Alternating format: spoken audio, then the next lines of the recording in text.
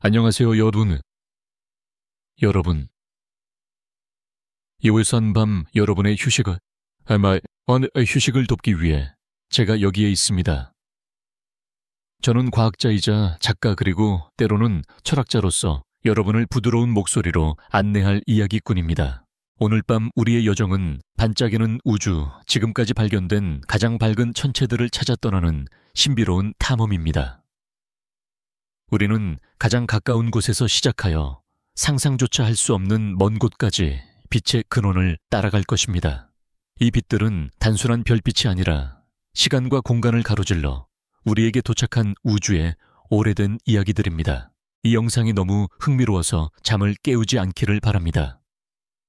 하지만 만약 그렇다면 적어도 잠들기 전에 새로운 무언가를 배우게 되실 테니 괜찮습니다.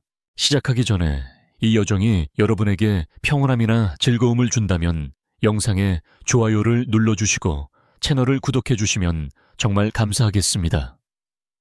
여러분의 도움이 이 조용한 안식처가 필요한 다른 분들에게 닿는 데 큰 힘이 됩니다. 여러분이 세상 어느 곳에서 듣고 계신지, 그리고 계신 곳은 지금 몇 시인지 정말 궁금합니다. 댓글로 여러분의 도시와 시간을 알려주시면 이 이야기가 지구 곳곳의 밤을 어떻게 채우고 있는지 상상해 볼 수 있을 것 같습니다. 자, 이제 편안히 자리를 잡고 생각의 흐름을 늦추고 우리의 부드러운 여정을 함께 시작하겠습니다. 우리의 첫 번째 목적지는 아주 가깝습니다. 사실 너무나도 가까워서 우리는 종종 그 존재의 경이로움을 잊고 지내곤 합니다. 그것은 바로 우리의 태양입니다. 당신이 지금 창밖을 통해 달빛을 보고 있다면 그 빛조차 태양의 선물을 반사하는 것일 뿐입니다. 만약 낮이라면 태양의 따스함이 당신의 피부에 부드럽게 닿고 있겠지요. 태양은 우리 삶의 배경음악과도 같습니다. 너무나도 당연해서 의식하지 못하지만 그 음악이 멈추는 순간 세상의 모든 리듬이 깨져버릴 존재. 우리는 태양을 하나의 거대한 불덩어리라고 생각하기 쉽습니다. 하지만 그 본질은 우리가 아는 불과는 전혀 다릅니다. 지구의 불은 연소 즉 산소와 결합하는 화학 반응입니다. 무언가를 태우고 재를 남기는 과정이죠. 그러나 태양의 심장은 그런 소모적인 과정이 아닌 창조의 용광로입니다. 그곳에서는 핵융합이라는 장엄한 과정이 영원처럼 이어지고 있습니다. 상상해보세요. 태양의 중심은 압력과 온도가 너무나도 극심해서 물질의 가장 기본적인 규칙들이 무너지는 곳입니다. 그곳은 마치 수십억 개의 원자들이 끝없이 춤을 추는 거대한 무도회장과 같습니다. 이 무도회장에서 가장 흔한 춤꾼은 수소 원자 우주에서 가장 단순하고 가벼운 원소입니다. 엄청난 압력에 의해 이 수소 원자들은 서로에게 밀려나고 결국 서로의 경계를 허물고 하나의 새로운 존재로 합쳐집니다. 두 개의 수소 원자가 만나 헬륨이라는 새로운 원자가 되는 순간 그들은 질량의 아주 작은 일부를 잃어버립니다. 그리고 이 잃어버린 질량은 순수한 에너지, 즉 빛으로 변환됩니다. 이것이 바로 아인슈타인이 우리에게 알려준 질량과 에너지는 동전의 양면과 같다는 진리의 발현입니다. 태양의 심장에서 태어난 하나의 광자, 즉 빛의 입자가 우리에게 오기까지의 여정은 실로 영웅적인 서사시와 같습니다. 그 광자는 직선으로 날아오지 못합니다. 태양의 내부는 너무나도 밀도가 높아서 광자는 태어난 직후 다른 입자들과 부딪히고 흡수되었다가 다시 방출되기를 수없이 반복합니다. 마치 분비는 시장에서 길을 잃은 아이처럼 이리저리 헤매며 나아갑니다. 이 무작위적인 여정은 때로는 수십만 년 혹은 백만 년까지도 걸립니다. 당신의 얼굴을 비추는 햇살 한 줌은 어쩌면 인류가 지구에 나타나기도 훨씬 전 머나먼 과거에 태양의 심장에서 태어났을지도 모르는 일입니다. 그 빛 속에는 우리가 상상할 수 없는 시간의 무게가 담겨 있습니다. 그렇게 기나긴 시간 동안 태양의 내부를 헤맨 끝에 마침내 표면에 도달한 광자는 그 순간부터 완전한 자유를 얻습니다. 더 이상 그를 가로막는 것은 없습니다. 텅 빈 우주 공간을 빛의 속도로 가로질러 단 8분 20초 만에 1억 5천만 킬로미터를 날아와 지구에 도착합니다. 그리고 마침내 당신의 눈꺼풀 위에서 혹은 나무칩 위에서 긴 여행을 마칩니다. 우리가 매일 경험하는 햇빛은 이처럼 수십만 년의 인내와 8분의 질주가 만들어낸 기적인 셈입니다. 태양의 빛은 우리에게 생명을 줍니다. 식물은 이 빛을 이용해 광합성을 하고 지구의 모든 생명체가 의존하는 산소와 영양분을 만들어냅니다. 태양의 열은 지구의 바다를 액체 상태로 유지하고 대기를 순환시켜 날씨를 만듭니다. 태양은 지구라는 거대한 극장의 유일한 조명기사이며 모든 생명은 그 무대 위에서 춤추는 배우들입니다. 하지만 태양은 우리에게 빛과 열만 보내는 것이 아닙니다. 핵융합 과정에서는 광자 외에 또 다른 기묘한 입자가 태어납니다. 바로 중성미자 혹은 뉴트리노라고 불리는 입자입니다. 이 입자는 과학계의 유령과도 같습니다. 질량이 거의 없고 전기적으로 중성이어서 다른 물질과 거의 상호작용하지 않습니다. 광자가 수십만 년 동안 태양 내부를 헤맬 때 중성미자는 마치 아무것도 없다는 듯이 태양을 그대로 통과해버립니다. 그리고 빛의 속도에 가깝게 우주로 퍼져나갑니다. 바로 지금 이 순간에도 당신의 몸을 통해, 당신의 손톱 끝을 통해, 당신이 누워있는 침대를 통해, 그리고 이 지구 전체를 통해 초당 수십조 개의 태양 중성미자가 통과하고 있습니다. 우리는 그것을 전혀 느낄 수 없습니다. 마치 우리 몸이 텅 빈 공간인 것처럼 중성미자들은 우리를 유유히 지나쳐 갑니다. 이 사실을 생각하면 우리는 우주와 얼마나 깊고 기묘하게 연결되어 있는지 깨닫게 됩니다. 우리는 태양으로부터 오는 빛을 보며 살아가지만 동시에 우리도 모르는 사이에 태양의 심장에서 온 보이지 않는 강물에 끊임없이 씻겨나가고 있는 셈입니다. 이것은 우리가 아는 우주가 전부가 아니며 우리의 감각이 인지하지 못하는 신비로운 차원이 존재함을 알려주는 작은 속삭임과도 같습니다. 이처럼 강력하고 생명력 넘치는 태양이지만 태양 역시 영원하지는 않습니다. 태어난 지 약 46억 년 된 태양은 이제 인생의 중반기를 지나고 있습니다. 앞으로 약 50억 년 후 태양의 중심부에 있던 수소 연료는 모두 고갈될 것입니다. 그러면 태양은 최후의 발악을 시작합니다. 중심부는 수축하며 더 뜨거워지고 바깥층은 반대로 엄청나게 팽창하기 시작합니다. 태양은 적색 거성으로 변하며 수성과 금성을 삼키고 아마도 지구의 궤도까지 다다를 것입니다. 지구의 바다는 모두 끓어 증발하고 대기는 우주로 날아가 버리겠죠. 우리의 푸른 행성은 불에 탄 잿더미가 될 것입니다. 그 후 태양은 외부의 가스층을 행성상 성운이라는 아름다운 구름으로 우주 공간에 흩뿌리고 중심에는 지구만 한 크기의 작고 뜨거운 핵백색 외성만을 남길 것입니다. 이 백색 외성은 수십억 년에 걸쳐 서서히 식어가며 결국에는 아무런 빛도 내지 못하는 차가운 흑색 외성이 되어 우주의 어둠 속으로 사라질 것입니다. 이것이 우리 태양계에 예정된 종말입니다. 하지만 슬퍼할 필요는 없습니다. 50억 년은 인간의 상상력을 초월하는 시간이며 그때쯤이면 인류는 다른 별을 찾아 떠났거나 혹은 우리가 알지 못하는 새로운 형태로 진화했을지도 모릅니다. 오히려 태양의 유한성은 우리에게 현재의 소중함을 일깨워 줍니다. 우리가 지금 누리는 이 햇살, 이 따스함, 이 생명은 영원한 것이 아니라는 사실 말입니다. 모든 시작에는 끝이 있기에 그 과정이 더욱 아름답고 의미 있는 법입니다. 여기서 흥미로운 과학적 미스터리가 하나 생겨납니다. 과학자들은 별의 진화 과정을 계산하여 태양이 과거에는 지금보다 훨씬 더 어둡고 희미했다는 사실을 알아냈습니다. 약 40억 년 전 지구의 첫 생명체가 나타나기 시작했을 무렵의 태양은 지금 밝기의 70% 정도에 불과했습니다. 희미한 젊은 태양의 역설이라고 불리는 이 문제는 과학자들을 오랫동안 괴롭혀 왔습니다. 계산에 따르면 당시의 태양 에너지로는 지구 표면이 액체 상태의 물을 유지하기에 턱없이 부족했습니다. 지구는 거대한 얼음 덩어리였어야 마땅합니다. 하지만 지질학적 증거들은 정반대의 이야기를 들려줍니다. 고대의 암석들은 그 당시에 액체 상태의 강과 바다가 흘렀다는 흔적을 분명히 보여줍니다.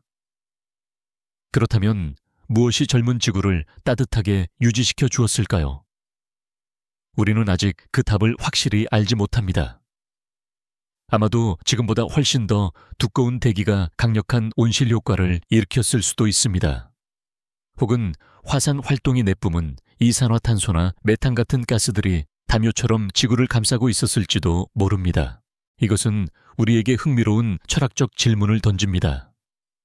생명의 탄생은 이 모든 조건들이 기적적으로 맞아떨어진 우연의 산물이었을까요? 아니면 생명 그 자체가 주변 환경을 자신에게 유리하도록 바꾸는 능동적인 힘을 가지고 있었던 것일까요? 희미한 태양 아래에서도 어떻게든 살아남기 위해 발버둥 쳤던 초기 생명체들의 보이지 않는 노력이 이 행성의 온도를 조절하는 데 기여했을지도 모른다는 상상은 우리를 겸손하게 만듭니다. 우리는 어쩌면 우주의 법칙에 수동적으로 순응하는 존재가 아니라 처음부터 이 행성과 함께 춤을 추며 운명을 개척해온 존재일지도 모릅니다. 오늘 밤 우리가 함께한 첫 번째 여정은 우리에게 가장 친숙한 빛 태양에 대한 이야기였습니다. 우리는 태양의 심장에서 일어나는 창조의 과정, 수십만 년에 걸친 광자의 고독한 여행, 그리고 우리 몸을 유령처럼 통과하는 중성미자의 강에 대해 이야기했습니다. 또한 생명의 새벽을 지켜주었던 고대의 미스터리에 대해서도 잠시 생각해 보았습니다. 이 모든 것은 우리가 매일 아침 당연하게 맞이하는 햇살 속에 담겨있는 이야기입니다. 다음에 당신이 아침 햇살에 눈을 뜰 때 그 빛이 단순한 빛이 아님을 기억해 주세요. 그것은 시간과 공간을 넘어 당신에게 도착한 우주의 편지이며 46억 년 동안 한결같이 우리를 지켜온 항성의 따뜻한 숨결입니다. 이제 그 따스함을 느끼며 천천히 마음을 가라앉히고 평온함 속으로 몸을 맡겨보세요. 우주의 거대한 리듬이 당신의 숨결과 함께하고 있습니다. 태양의 따스한 숨결이 지평선 너머로 사라지고 나면 세상은 부드러운 푸른빛의 장막에 잠시 잠깁니다. 우리는 이 시간을 황혼이라고 부릅니다. 낮과 밤의 경계 현실과 꿈의 문턱과도 같은 순간이지요. 이 시간이 지나면 하늘은 깊고 짙은 남색의 벨벳으로 변하고 그 위로 하나둘씩 아주 오래된 빛들이 깨어납니다. 별입니다. 밤하늘을 올려다보는 행위는 아마도 인류가 가진 가장 오래되고 보편적인 명상일 것입니다. 그 반짝이는 점들을 보고 있으면 우리는 시간과 공간의 거대함 앞에 아주 작은 존재가 됩니다. 하지만 동시에 그 빛을 인지하고 그 의미를 궁금해하는 바로 그 행위를 통해 우리는 우주 전체와 연결되는 장엄한 존재가 되기도 합니다. 당신이 보고 있는 저 별빛 하나하나는 수년 수백 년, 심지어 수천 년 전에 출발한 빛의 여행자입니다. 그 빛이 머나먼 별을 떠날 때 지구에서는 로마 제국이 번성하고 있었을지도 혹은 아직 피라미드가 지어지기 전이었을지도 모릅니다. 우리는 밤하늘을 통해 과거를 보고 있는 셈입니다. 그것은 우주라는 거대한 박물관에 전시된 영원히 빛나는 화석들과도 같습니다. 수많은 별들 사이에서도 유독 우리의 눈길을 사로잡는 밝고 당당한 별들이 있습니다. 그 중에서도 단연제왕이라 불릴 만한 별이 있습니다. 겨울철 밤하늘 오리온의 벨트 아래쪽에서 찬란하게 빛나는 별, 바로 시리우스입니다. 시리우스의 빛은 다른 별들처럼 그저 반짝이는 것이 아니라 마치 살아있는 것처럼 숨을 쉬고 색깔을 바꾸며 타오르는 듯 보입니다. 특히 지평선 가까이에 있을 때면 대기의 흔들림 때문에 붉은색, 푸른색, 흰색으로 끊임없이 번쩍여서 마치 하늘에 박힌 거대한 다이아몬드처럼 보입니다. 그래서 고대부터 사람들은 이 별에 타오르는 것, 빛나는 것이라는 의미의 이름을 붙여주었습니다. 큰 개자리에 가장 밝은 별이기에 개의 별이라고도 불리지요. 시리우스는 지구에서 볼 때 태양 다음으로 가장 밝은 별입니다. 밤하늘에서는 그 어떤 행성이나 별도 시리우스의 밝기에 감히 견주지 못합니다. 이토록 밝기 때문에 우리는 시리우스가 우주에서 가장 크고 강력한 별 중 하나일 것이라고 쉽게 생각할 수 있습니다. 하지만 우주의 진실은 종종 우리의 직관을 배반합니다. 여기서 우리는 겉보기 밝기와 실제 밝기의 차이에 대해 이야기해야 합니다. 상상해보세요. 당신이 아주 길고 어두운 시골길에 서 있습니다. 저 멀리 수 킬로미터 떨어진 곳에 거대한 등대가 강력한 빛을 내뿜고 있습니다. 그리고 당신 바로 몇 미터 앞에는 작은 촛불이 하나 켜져 있습니다. 당신의 눈에는 무엇이 더 밝게 보일까요? 당연히 바로 앞에 촛불입니다. 등대의 빛은 너무 멀어서 희미한 점으로 보일 뿐이죠. 하지만 실제로 어느 것이 더 많은 빛을 내뿜고 있습니까? 비교할 수 없을 정도로 등대 쪽이 더 강력합니다. 이것이 바로 겉보기 등급과 절대 등급의 차이입니다. 겉보기 등급은 우리가 지구에서 관측했을 때의 밝기, 즉 촛불의 밝기입니다. 절대 등급은 모든 별을 똑같은 거리, 약 32연륙광년이라는 기준선에 세워두고 비교했을 때의 실제 밝기, 즉 등대의 밝기입니다. 이 기준으로 보면 시리우스는 더 이상 밤하늘의 제왕이 아닙니다. 물론 태양보다는 25배 정도 더 밝은 꽤 강력한 별임에는 틀림없습니다. 하지만 오리온 자리의 리겔처럼 우리 눈에는 시리우스보다 조금 어둡게 보이지만 실제로는 태양보다 수만 배나 더 밝은 진정한 우주적 등대들도 존재합니다. 그렇다면 왜 시리우스가 우리 눈에 그토록 밝게 보이는 것일까요? 답은 간단합니다. 가깝기 때문입니다. 시리우스는 태양계에서 불과 8.6광년 떨어져 있습니다. 우주적 관점에서는 거의 이웃사촌이나 다름없는 거리입니다.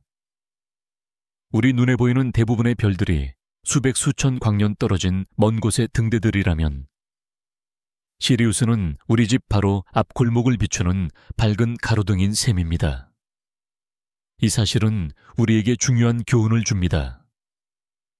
우리가 보는 것이 항상 진실의 전부는 아니라는 것. 때로는 가까움이 혹은 익숙함이 대상의 본질을 가리는 환상을 만들어낼 수 있다는 것을 말입니다.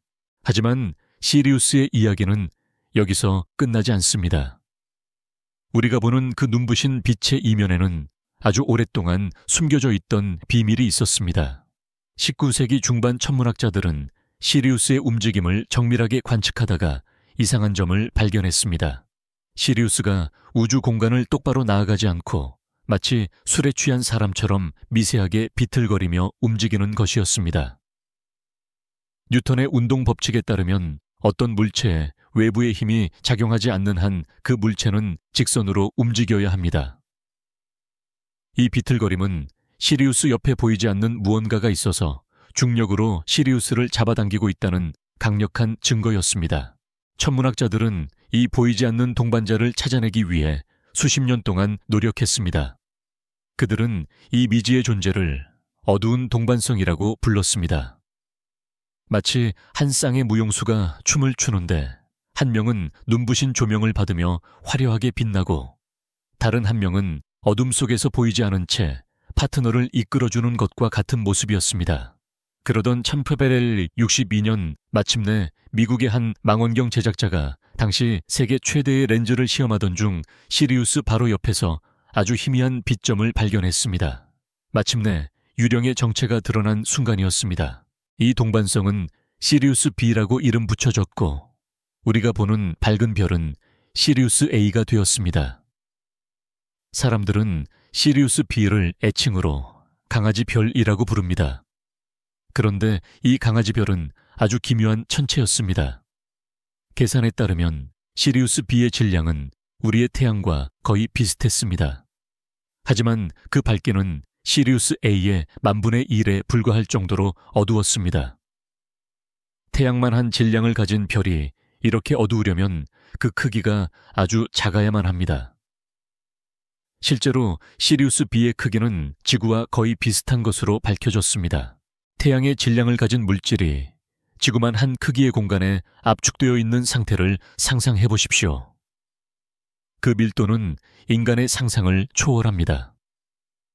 각설탕 하나, 크기의 부피에 자동차 한 대에 무게가 담겨 있는 것과 같습니다. 이곳의 중력은 너무나도 강력해서 빛조차 휘어지게 만듭니다. 시리우스 B는 바로 우리가 지난밤 태양의 종말에서 이야기했던 백색 외성의 첫 번째 발견 사례였습니다.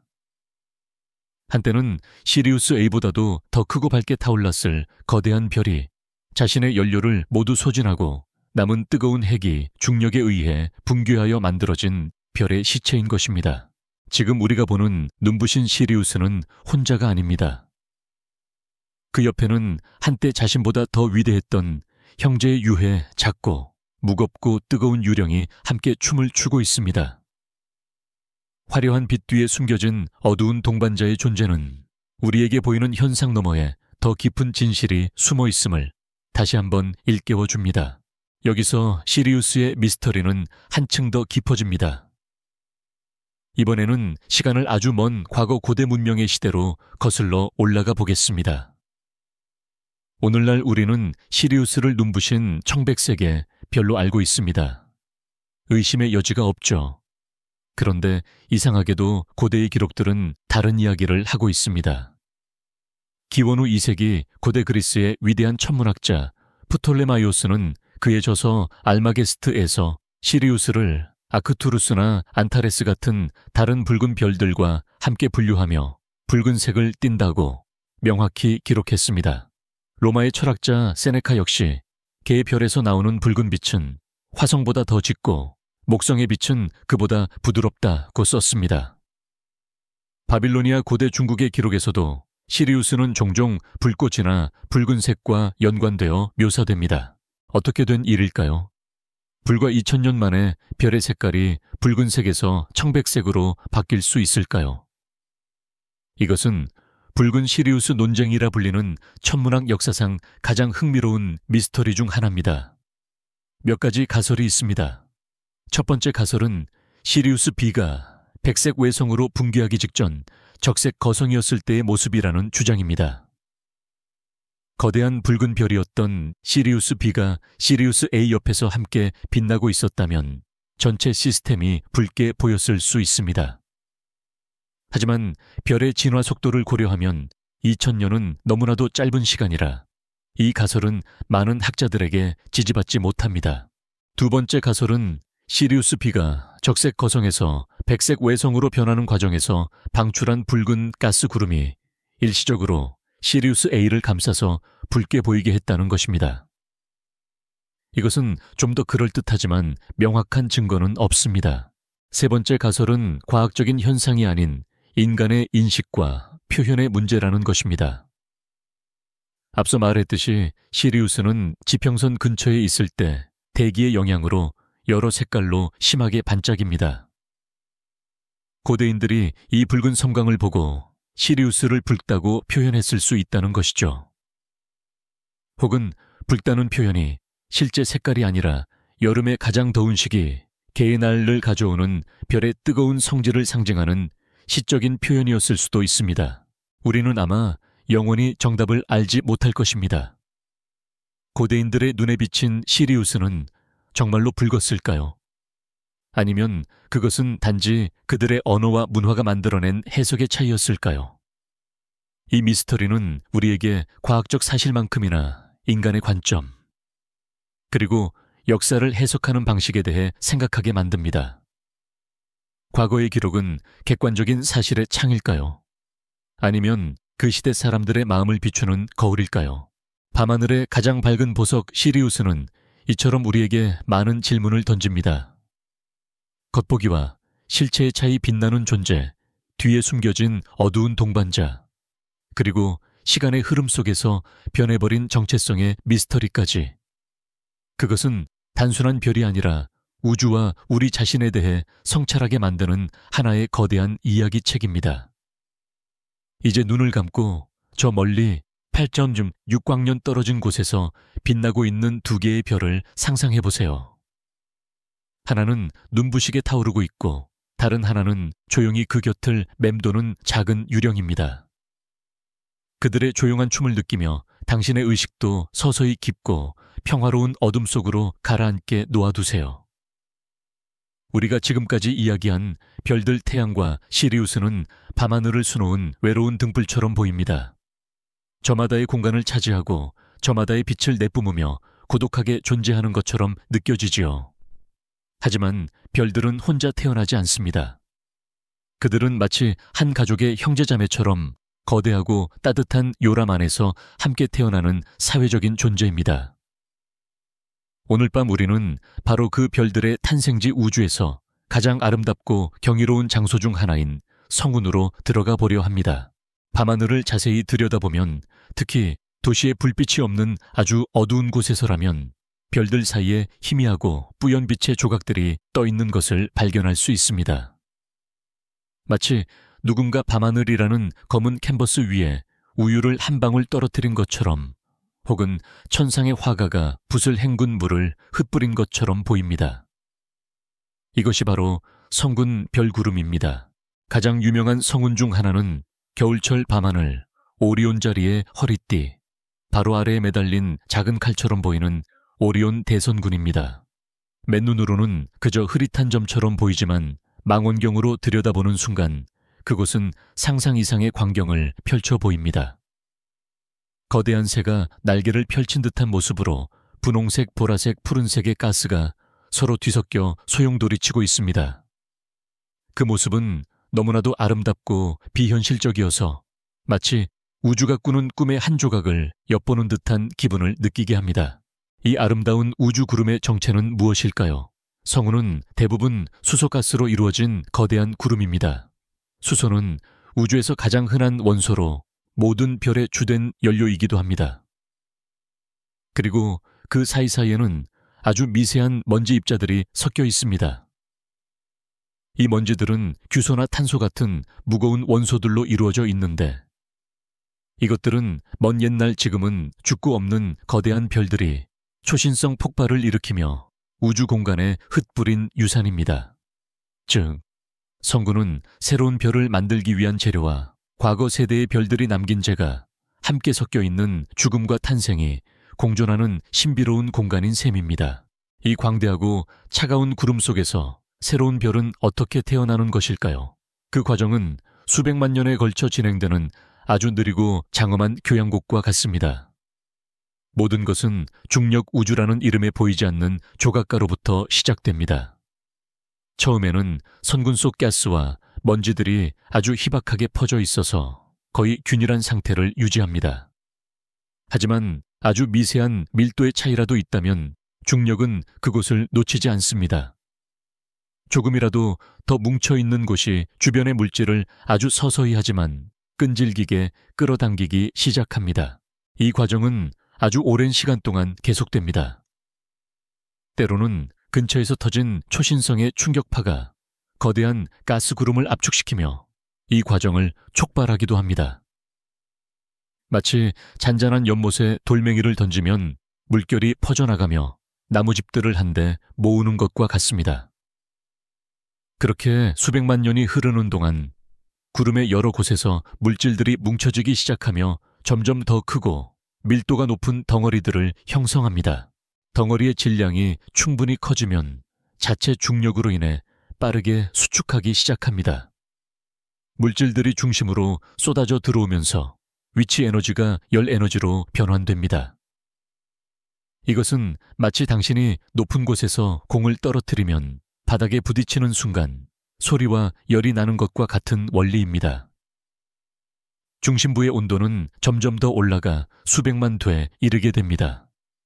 이 뜨거운 중심핵이 바로 원시별, 아직 태어나지 않은 아기 별입니다.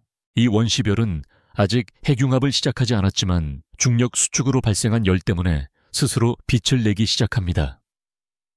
하지만 우리는 이 아기 별을 볼 수 없습니다.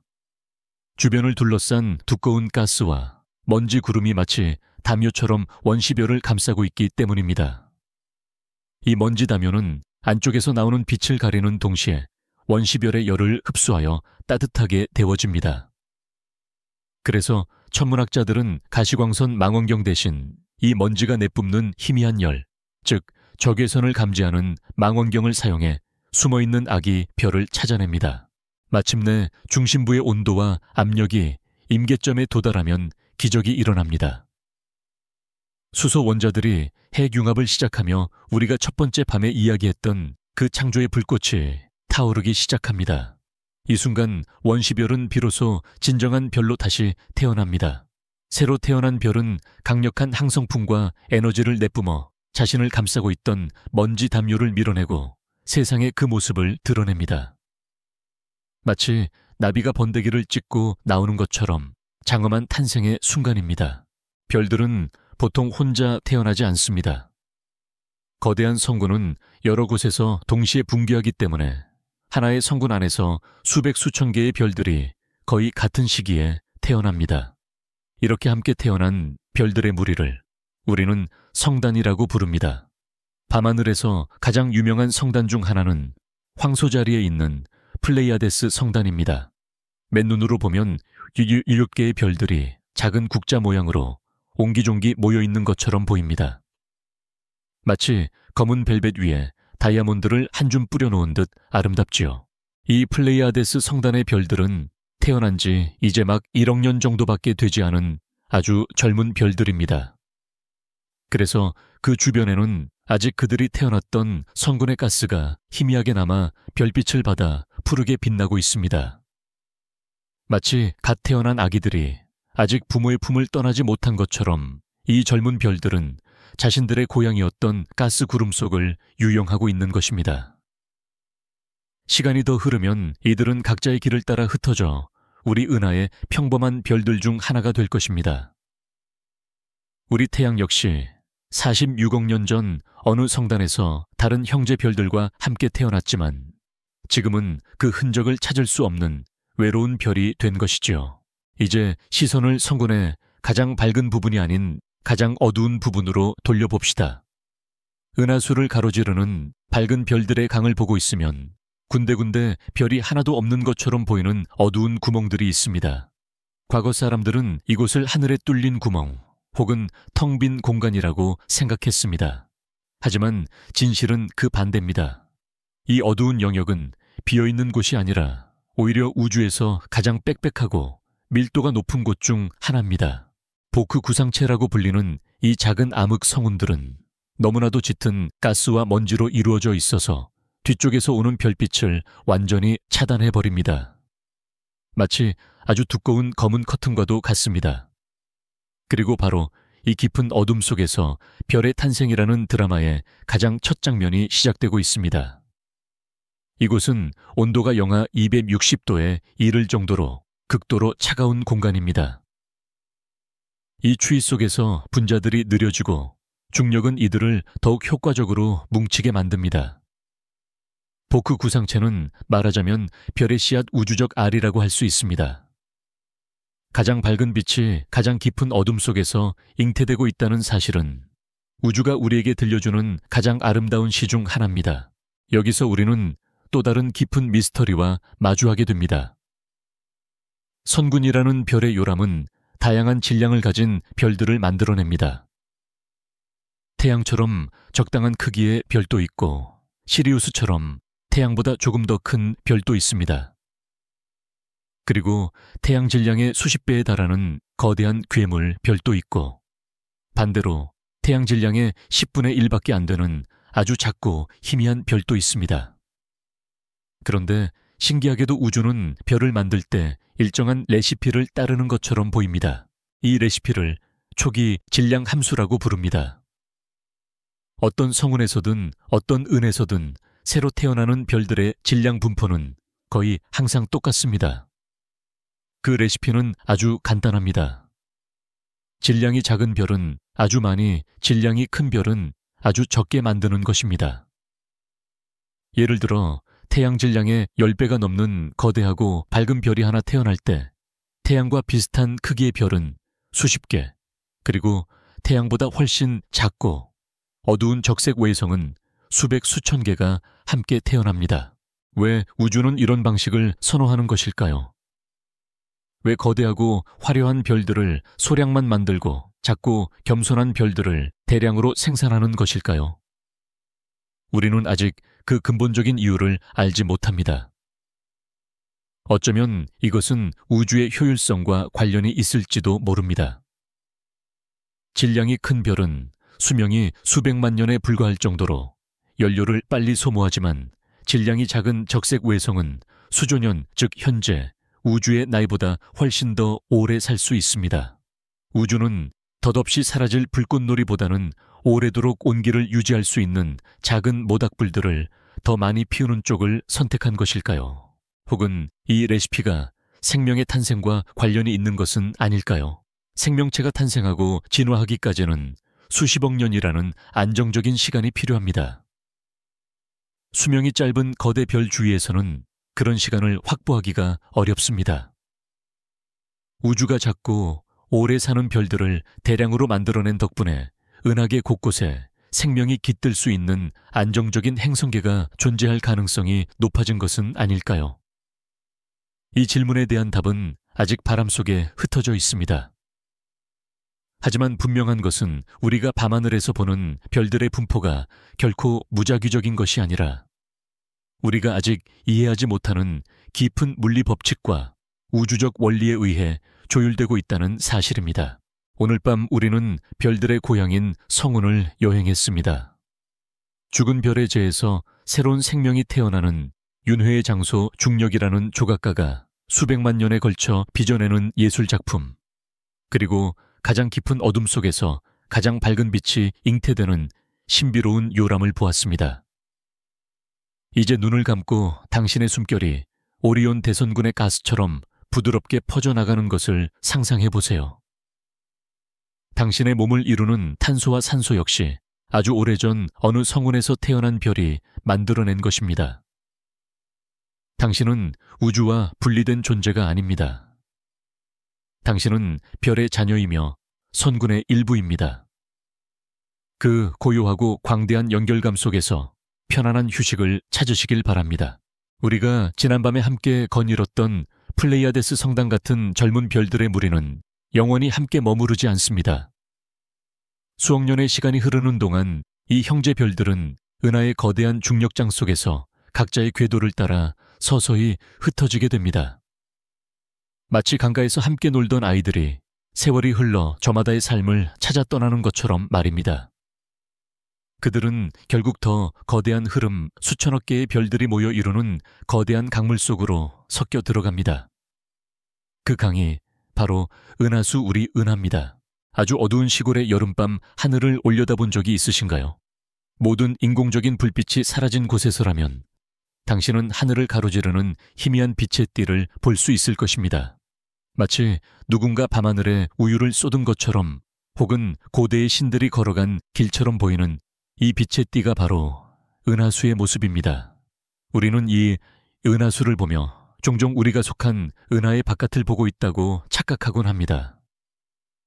하지만 사실은 정반대입니다. 우리는 은하의 안쪽을, 그것도 가장 붐비고 밀도가 높은 중심 방향을 보고 있는 것입니다. 이것을 이해하기 위해 당신이 커다란 피자 도우 위에 놓인 아주 작은 깨알 하나라고 상상해 보세요. 당신이 위나 아래를 보면 깨알이 거의 없는 텅 빈 공간이 보일 것입니다. 하지만 당신이 피자의 평평한 면을 따라 저 멀리 피자의 중심부를 향해 시선을 돌리면 어떻게 보일까요? 수많은 다른 깨알들과 토핑들이 겹겹이 쌓여 거대한 벽처럼 보일 것입니다. 우리가 밤하늘에서 보는 은하수가 바로 이것입니다. 우리 태양계라는 깨알이 속한 우리 은하라는 거대한 원반의 단면을 보고 있는 것이지요. 우리는 그 빛의 강물 속에 살고 있는 아주 작은 물고기와도 같습니다. 그렇다면 이 은하 전체의 모습은 어떨까요? 이 질문에 답하기 위해 우리는 상상력을 발휘하여 우리 은하로부터 수백만 광년 떨어진 먼 곳으로 날아가 우리가 사는 집을 멀리서 조망해 보아야 합니다. 그곳에서 바라본 우리 은하의 모습은 중심에 밝은 핵을 품고 거대한 나선팔들을 펼치고 있는 지름. 10만 광년의 거대한 원반 은하입니다.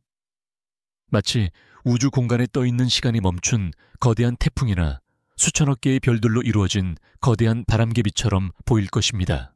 이 아름다운 구조는 몇 개의 주요한 부분으로 나눌 수 있습니다. 가장 먼저 눈에 띄는 것은 은하의 중심부, 중심 팽대부입니다. 이곳은 수십억 개의 늙은 별들이 중력에 의해 빽빽하게 모여있는 곳으로 마치 잘 익은 과일처럼 붉고 노란 빛을 띠고 있습니다. 이곳은 은하의 가장 오래된 역사를 간직한 시끄럽고 복잡한 대도시의 중심가와도 같습니다.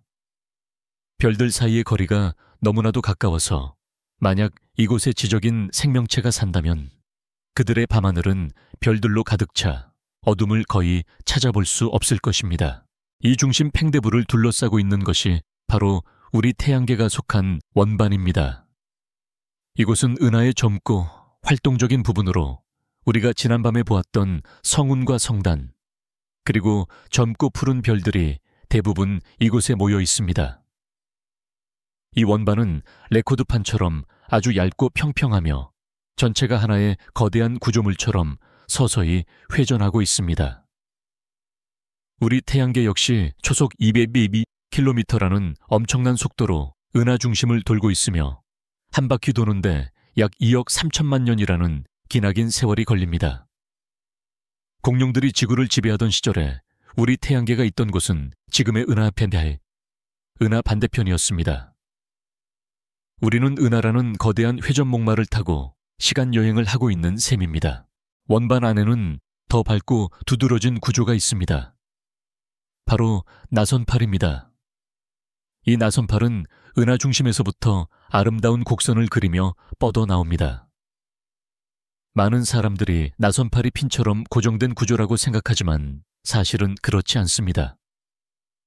나선팔은 밀도파라고 불리는 일종의 교통체증과 같은 현상입니다. 상상해보세요. 고속도로 위를 달리는 자동차들은 계속해서 움직이지만 도로에 사고가 나거나 공사 중인 구간이 있으면 그 주변으로 차들이 잠시 빽빽하게 모였다가 다시 흩어집니다. 나선팔이 바로 이와 같습니다. 은하 원반을 떠도는 가스와 먼지 구름들이 이 밀도 높은 나선팔 지역으로 들어서면 압축되면서 새로운 별들을 폭발적으로 만들어냅니다. 그래서 나선팔은 갓 태어난 뜨겁고 푸른 별들과 그 별빛을 받아 붉게 빛나는 성운들로 가득 차 있어 은하의 다른 부분보다 훨씬 더 밝고 화려하게 보입니다. 마지막으로 이 모든 구조를 거대한 투명한 공처럼 감싸고 있는 헤일로가 있습니다. 헤일로는 은하 원반 위아래로 넓게 퍼져 있는 공간으로 아주 늙고 외로운 별들과 수십만 개의 별들이 공처럼 빽빽하게 뭉쳐있는 구상성단들이 드문드문 떠다니고 있습니다. 이곳은 은하의 가장 오래된 시민들이 사는 조용하고 평화로운 외곽지대라고 할 수 있습니다. 우리 태양계는 이 거대한 은하 도시에 어디쯤에 위치하고 있을까요? 우리는 중심부의 혼잡함에서도 그리고 외곽의 황량함에서도 벗어난 나선팔 사이의 조용한 주거지역에 살고 있습니다. 그런데 이 위치가 생명의 존재에 아주 중요한 역할을 한다는 사실을 알고 계신가요? 과학자들은 은해도 생명체 거주 가능 영역이 존재한다고 믿습니다. 은하 중심부에 너무 가까우면 별들의 밀도가 너무 높아 다른 별의 중력에 의해 행성계가 쉽게 파괴될 수 있습니다. 또한 초신성 폭발이 너무 빈번하게 일어나 강력한 방사선이 생명체를 멸종시킬 위험이 큽니다. 반대로 은하 외곽으로 너무 멀리 가면 생명체와 암석 행성을 만드는 데 필요한 탄소, 산소, 철과 같은 무거운 원소들이 너무 희박합니다. 이런 무거운 원소들은 별의 내부에서 만들어져 초신성 폭발을 통해 퍼져나가는데 별들이 드문 외곽 지역까지는 충분히 도달하지 못하기 때문입니다. 놀랍게도 우리 태양계는 이 모든 위험을 피할 수 있는 절묘한 스위트 스팟에 자리 잡고 있습니다. 너무 위험하지도 너무 척박하지도 않은 생명이 오랜 시간 동안 안정적으로 진화하기에 최적의 장소인 셈입니다. 이것이 단순한 우연일까요? 아니면 우주에 생명을 피우기 위한 어떤 심오한 원리가 숨겨져 있는 것일까요? 우리는 아직 알 수 없습니다. 하지만 우리 은하의 가장 큰 미스터리는 우리가 볼 수 있는 것들이 아니라 볼 수 없는 것들에 있습니다. 천문학자들이 은하의 회전 속도를 측정했을 때 그들은 아주 이상한 사실을 발견했습니다. 은하는 우리가 계산한 것보다 훨씬 더 빠르게 돌고 있었습니다. 우리가 볼 수 있는 모든 별과 가스먼지의 질량을 다 합쳐도 이 엄청난 원심력을 이겨내고 은하가 흩어지지 않게 붙잡아둘 중력이 턱없이 부족했습니다. 만약 우리 눈에 보이는 물질이 전부라면 은하는 수억 년 전에 이미 산산조각 났어야 합니다.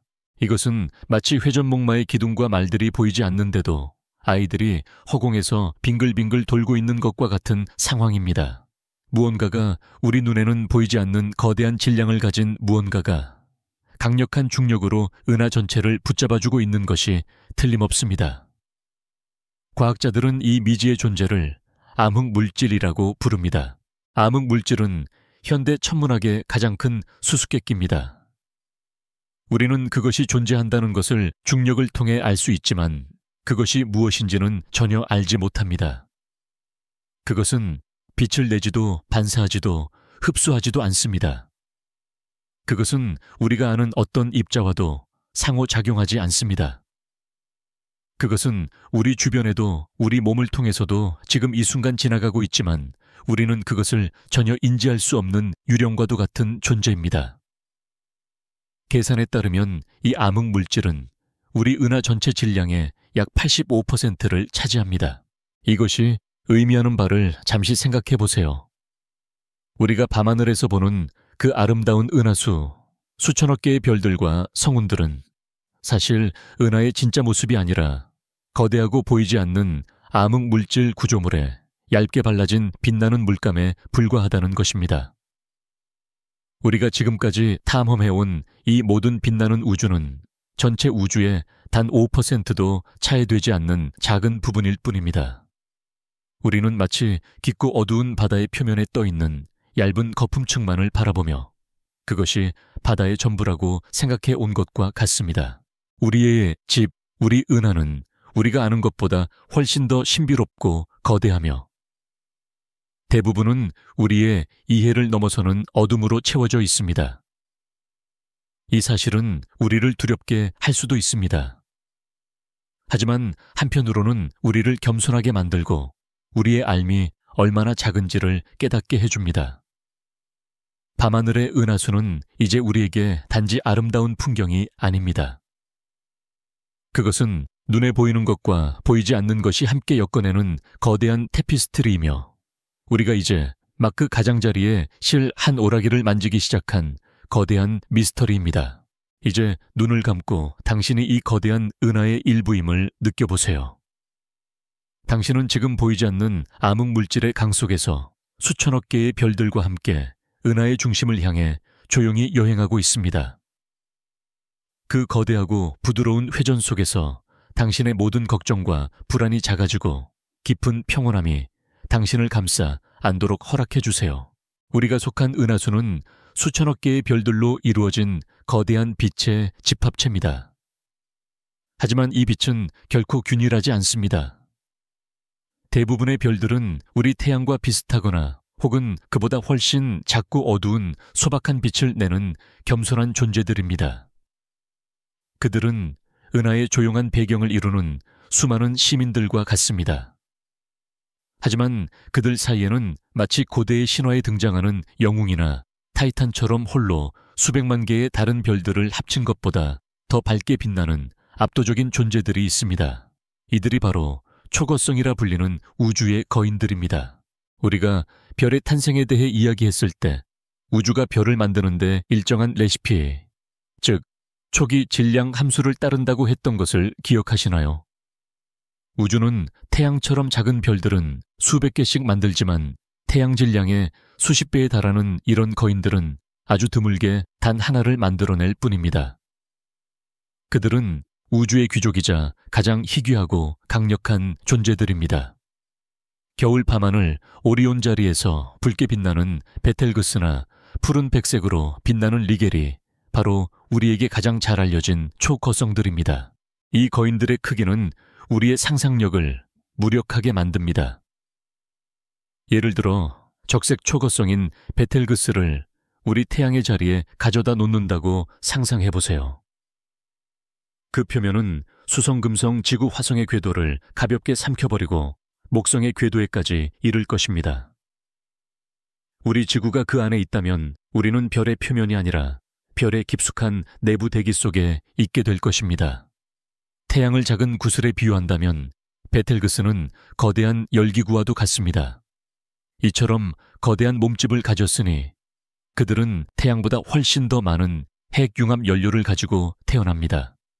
그렇다면 당연히 태양보다 훨씬 더 오래 살 것이라고 생각하는 것이 합리적이겠지요. 하지만 우주는 또다시 우리의 상식을 배반합니다.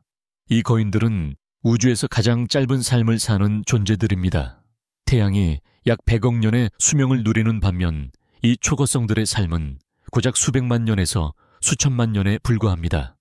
우주의 시간 단위에서는 그저 눈 깜짝할 사이에 지나지 않는 찰나의 순간입니다. 왜 이렇게 엄청난 양의 연료를 가지고도 그들은 이토록 짧은 생을 사는 것일까요? 그 이유는 바로 그들의 엄청난 질량 그 자체에 있습니다. 질량은 중력을 낳고 이 거인들의 중력은 상상을 초월할 정도로 강력합니다. 별의 외부층이 중심핵을 짓누르는 압력은 너무나도 엄청나서 중심핵은 극도로 뜨겁고 밀도가 높은 상태가 됩니다. 이것은 마치 거대한 모닥불과 작은 촛불의 차이와 같습니다. 모닥불은 촛불보다 훨씬 더 많은 장작을 가지고 있지만 너무나도 뜨겁게 타오르기 때문에 훨씬 더 빨리 재로 변해버립니다. 초거성의 핵도 마찬가지입니다. 엄청난 압력과 열기 속에서 핵융합 반응은 가히 폭발적이라고 할 수 있을 정도로 격렬하게 일어납니다. 그들은 수소 연료를 단 수백만 년 만에 모두 소진해버립니다. 수소가 고갈되면 별은 죽을까요? 태양과 같은 작은 별들은 그렇습니다. 하지만 이 거인들에게는 이것이 끝이 아니라 새로운 시작일 뿐입니다. 수소가 고갈된 중심핵은 중력에 의해 다시 수축하고 더욱더 뜨거워집니다. 온도가 1억 도를 넘어서면 이번에는 수소 핵융합에 재였던 헬륨을 연료로 삼아 탄소와 산소를 만들어내는 새로운 핵융합이 시작됩니다. 이 과정에서 별은 엄청난 에너지를 방출하며 외부 대기층을 크게 팽창시켜 적색 초거성으로 변모합니다. 베텔그스가 바로 이 단계에 있는 별입니다. 하지만 이 단계도 오래가지 않습니다. 곧 헬륨마저 고갈되면 핵은 다시 수축하고 온도는 더욱 올라가 이번에는 탄소를 태워 넌과 마그네슘을 만듭니다. 그 다음에는 넌을 그 다음에는 산소를 그리고 마지막에는 규소를 태워 마침내 철을 만들어냅니다. 별의 마지막 순간 그 내부는 마치 양파처럼 여러 겹의 구조를 이루게 됩니다. 가장 바깥층에는 아직 타지 않은 수소가 그 안쪽 층에는 헬륨이 더 안쪽에는 탄소, 산소, 규소층이 차례로 존재하며 각 층의 경계에서 서로 다른 핵융합 반응이 동시에 일어나고 있습니다. 그리고 그 모든 것의 중심에는 모든 핵융합의 최종 산물인 철로 이루어진 핵이 자리 잡고 있습니다. 철은 우주의 궁극적인 제입니다. 다른 가벼운 원소들은 핵융합을 통해 더 무거운 원소가 되면서 에너지를 방출하지만 철은 너무나도 안정적이어서 핵융합을 통해 에너지를 만들어낼 수 없습니다. 오히려 에너지를 흡수합니다. 이제 별의 심장은 더 이상 에너지를 생산하지 못하는 차갑게 식어가는 인곳이 되어버렸습니다. 수백만 년 동안 별 전체를 지탱해왔던 에너지의 셈이 마르는 순간 별은 자신의 엄청난 중력을 이기지 못하고 최후를 맞이하게 됩니다. 그렇다면 별은 무한정 커질 수 있을까요? 여기에도 우주에 보이지 않는 한계가 존재합니다. 별의 내부에서는 중력이 모든 물질을 중심으로 끌어당기는 힘과 핵융합으로 발생한 빛, 즉 복사압이 모든 물질을 바깥으로 밀어내는 힘이 평생에 걸쳐 팽팽한 줄다리기를 하고 있습니다. 별이 너무나도 밝고 뜨거워지면 이 바깥으로 미는 복사압이 안으로 당기는 중력보다 더 강해지는 순간이 옵니다. 이 한계를 에딩턴 한계라고 부릅니다. 별이 이 한계를 넘어서면 자신의 빛 때문에 스스로를 해체하기 시작합니다. 강력한 복사압이 별의 외부 대기층을 우주 공간으로 날려버리는 것입니다. 이것은 별의 질량에 대한 자연적인 상한선 역할을 합니다. 현재 이론적으로 계산된 별의 최대 질량은 태양의 약 150배에서 200배 정도로 추정됩니다. 우리 은에서 이 에딩턴 한계에 아슬아슬하게 걸쳐 있는 가장 유명한 별 중 하나가 바로 용골자리의 에타 카리나입니다. 이 별은 태양보다 질량이 100배 이상 크고 밝기는 500만 배나 더 밝은 극도로 불안정한 하이퍼거성입니다. 이 별은 19세기에 엄청난 대폭발을 일으켜 몇 년 동안 시리우스 다음으로 밤하늘에서 두 번째로 밝은 별이 되기도 했습니다. 이 폭발은 별이 파괴된 초신성 폭발은 아니었지만 태양 질량의 10배에서 20배에 달하는 엄청난 양의 물질을 우주 공간으로 내뿜었습니다. 그때 방출된 가스가 지금은 아령 모양의 호문쿨루스 성운을 이루어 별 주위를 감싸고 있습니다. 에타 카리나는 언제 터져도 이상하지 않은 우주적 시한폭탄과도 같은 존재입니다. 이제 다시 양파 구조의 초거성으로 돌아가 봅시다. 중심의 철핵은 더 이상 에너지를 만들지 못하고 바깥층의 엄청난 무게를 지탱할 힘을 잃어버립니다. 바로 이 순간 우주에서 가장 격렬하고 빠른 붕괴가 시작됩니다. 단 1초도 안 되는 눈 깜짝할 사이에 지구만 한 크기였던 철핵이 자체 중력에 의해 지름 20km 정도의 작은 공으로 붕괴합니다. 이 과정에서 원자들은 완전히 으스러져 양성자와 전자가 합쳐져 중성자로 변해버립니다. 이제 핵은 믿을 수 없을 정도로 밀도가 높은 중성자 덩어리, 즉 중성자 별의 씨앗이 됩니다. 이 엄청난 속도로 수축하던 물질은 중성자 덩어리의 단단한 표면에 부딪히는 순간 마치 고무공이 벽에 부딪혀 튕겨나오듯이 엄청난 반동을 일으킵니다. 이 반동으로 인해 강력한 충격파가 발생하여 별의 바깥 방향으로 퍼져나가기 시작합니다. 이 충격파가 별의 외부층을 모두 날려버리는 것이 바로 초신성 폭발이라고 오랫동안 생각해왔습니다. 하지만 여기에 현대 천문학의 깊은 미스터리가 숨어 있습니다. 컴퓨터 시뮬레이션에 따르면 이 최초의 충격파만으로는 별 전체를 폭파시키기에 에너지가 부족하다는 사실이 밝혀졌습니다. 충격파는 별의 내부를 뚫고 나아가다가 이내 힘을 잃고 멈춰버립니다. 그렇다면 무엇이 이 멈춰버린 충격파를 다시 살려서 역사상 가장 거대한 폭발을 완성시키는 것일까요? 우리는 아직 그 정확한 메커니즘을 완벽하게 이해하지 못합니다. 현재 가장 유력한 이론은 핵이 붕괴할 때 방출되는 엄청난 양의 중성미자가 그 역할을 한다는 것입니다. 우리가 태양 이야기에서 만났던 그 유령 입자 말입니다. 초거성의 중심핵 붕괴 시에는 상상을 초월하는 수의 중성미자가 발생하여 모든 방향으로 퍼져나갑니다. 이 중성미자들은 대부분 별을 그대로 통과해버리지만 그중 아주 극소수 1%도 채 안 되는 양이 멈춰버린 충격파 뒤에 물질에 흡수됩니다. 이 작은 양의 에너지가 결정적인 한 방이 되어 충격파에 다시 생명을 불어넣고 마침내 별 전체를 산산조각 내는 거대한 폭발을 일으킨다는 것입니다. 이것은 우리가 알고 있는 가장 폭력적인 사건의 심장부에 가장 포착하기 힘든 유령 같은 입자가 핵심적인 역할을 하고 있다는 놀라운 사실을 말해줍니다. 하지만 이 과정에 세부적인 물리학은 너무나도 복잡해서 세계 최고의 슈퍼컴퓨터들도 아직 완벽하게 재현해내지 못하고 있습니다. 우리는 거인의 죽음이라는 장엄한 드라마의 결말은 알고 있지만 그 마지막 페이지를 넘기는 결정적인 힘이 무엇인지는 여전히 희미한 안개 속에 있는 셈입니다. 이것은 우리 인간의 지식이 우주의 극단적인 현상 앞에서 얼마나 작은지를 보여주는 겸손한 교훈이기도 합니다. 오늘 밤 우리는 우주의 타이탄 초고성들의 짧고 굵은 삶을 함께 들여다보았습니다. 그들의 거대한 크기와 믿을 수 없는 밝기, 그리고 자신의 무게 때문에 너무나도 빨리 타버리는 운명을 이야기했습니다.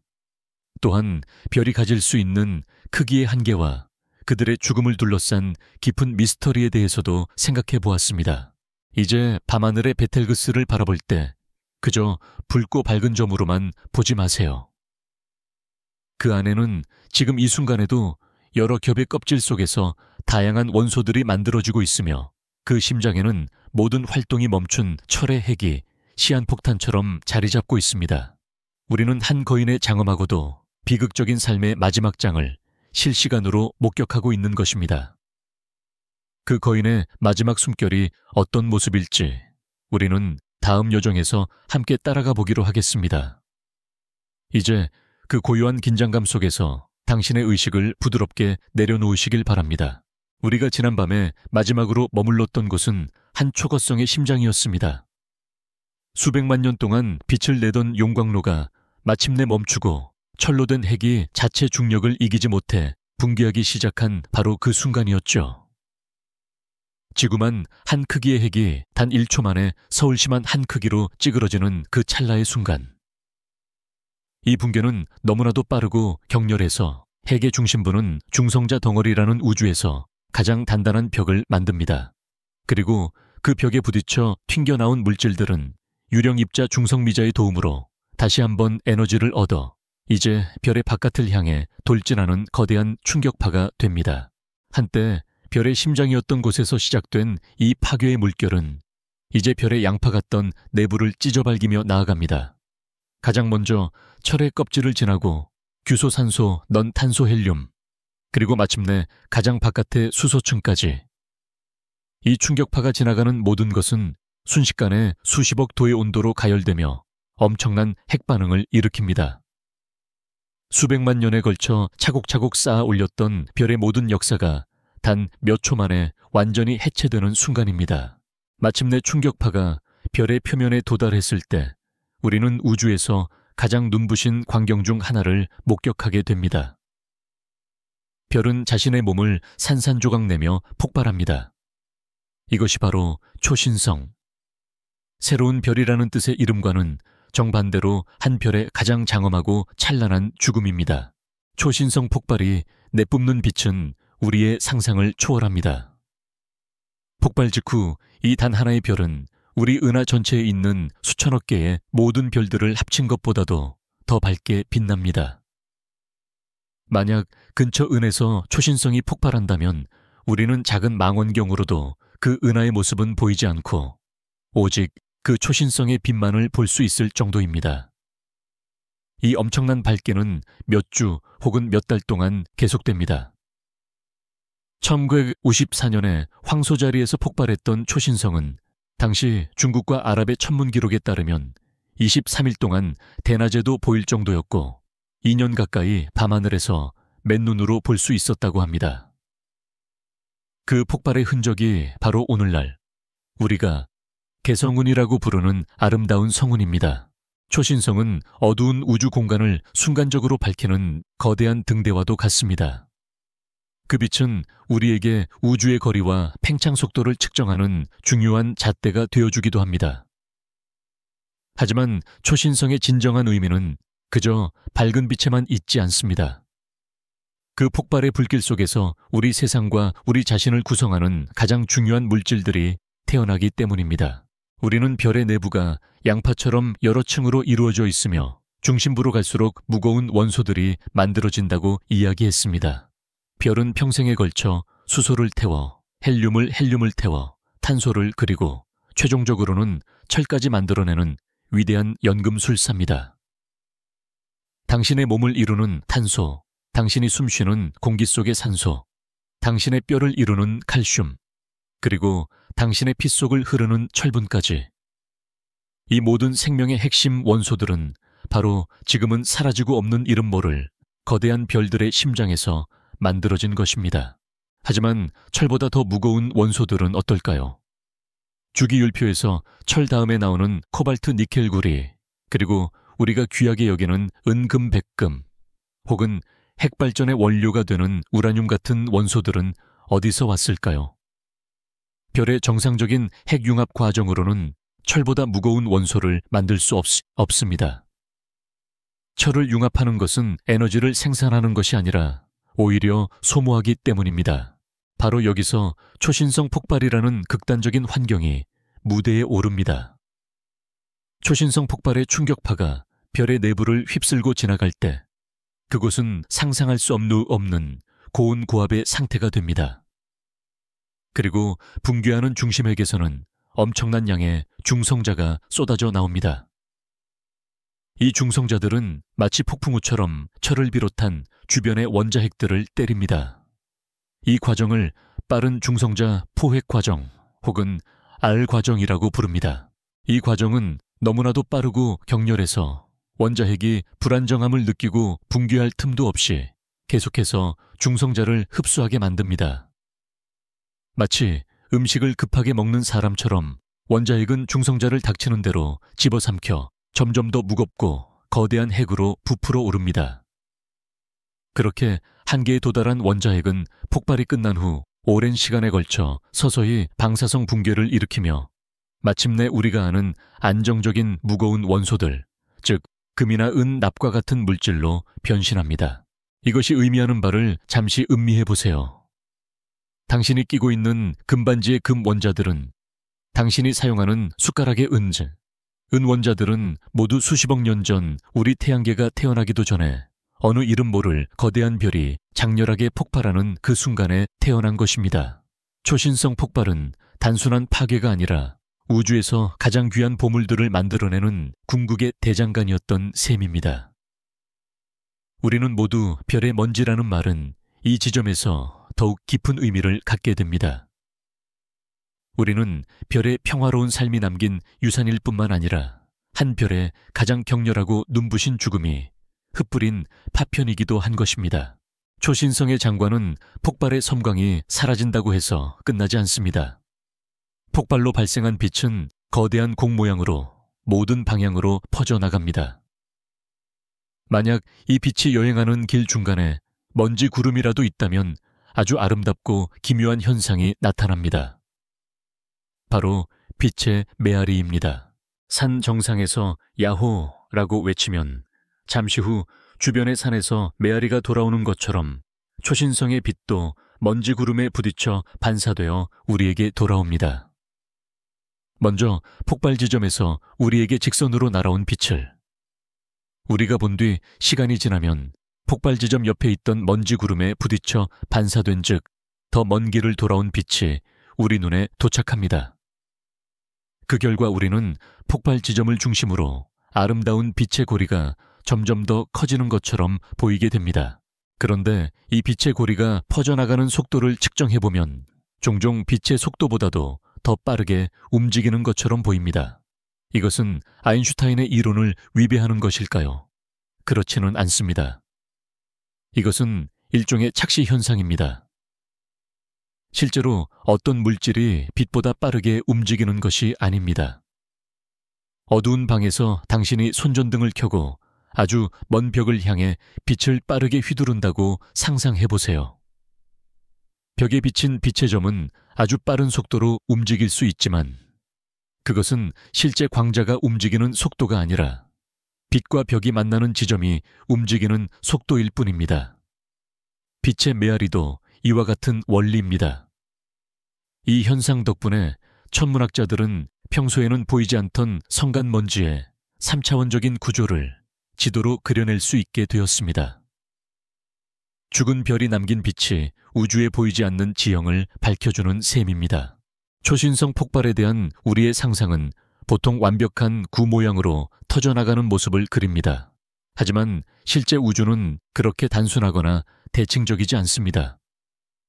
초신성 폭발의 흔적인 개성운만 보더라도 그것은 아름다운 구가 아니라 복잡하고 불규칙한 필라멘트들이 뒤엉킨 혼돈의 모습입니다. 또한 폭발 후에 남겨진 중성자별들은 종종 아주 빠른 속도로 우주 공간을 날아가고 있는 것이 발견됩니다. 이것은 폭발이 모든 방향으로 균일하게 일어난 것이 아니라 어느 한쪽으로 더 강하게 치우친 즉 비대칭적인 폭발이었음을 의미합니다.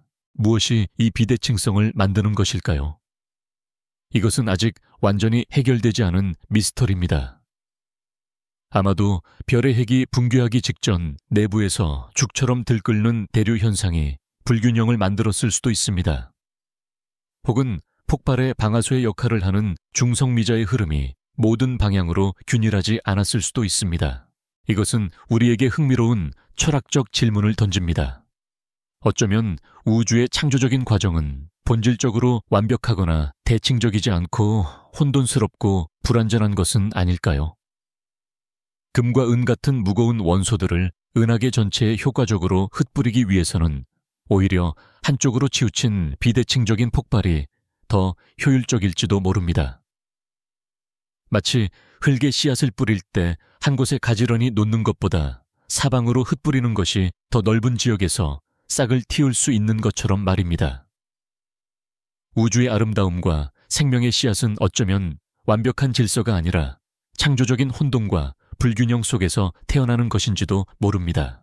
오늘 밤 우리는 한 별의 눈부신 작별 인사인 초신성을 함께 목격했습니다.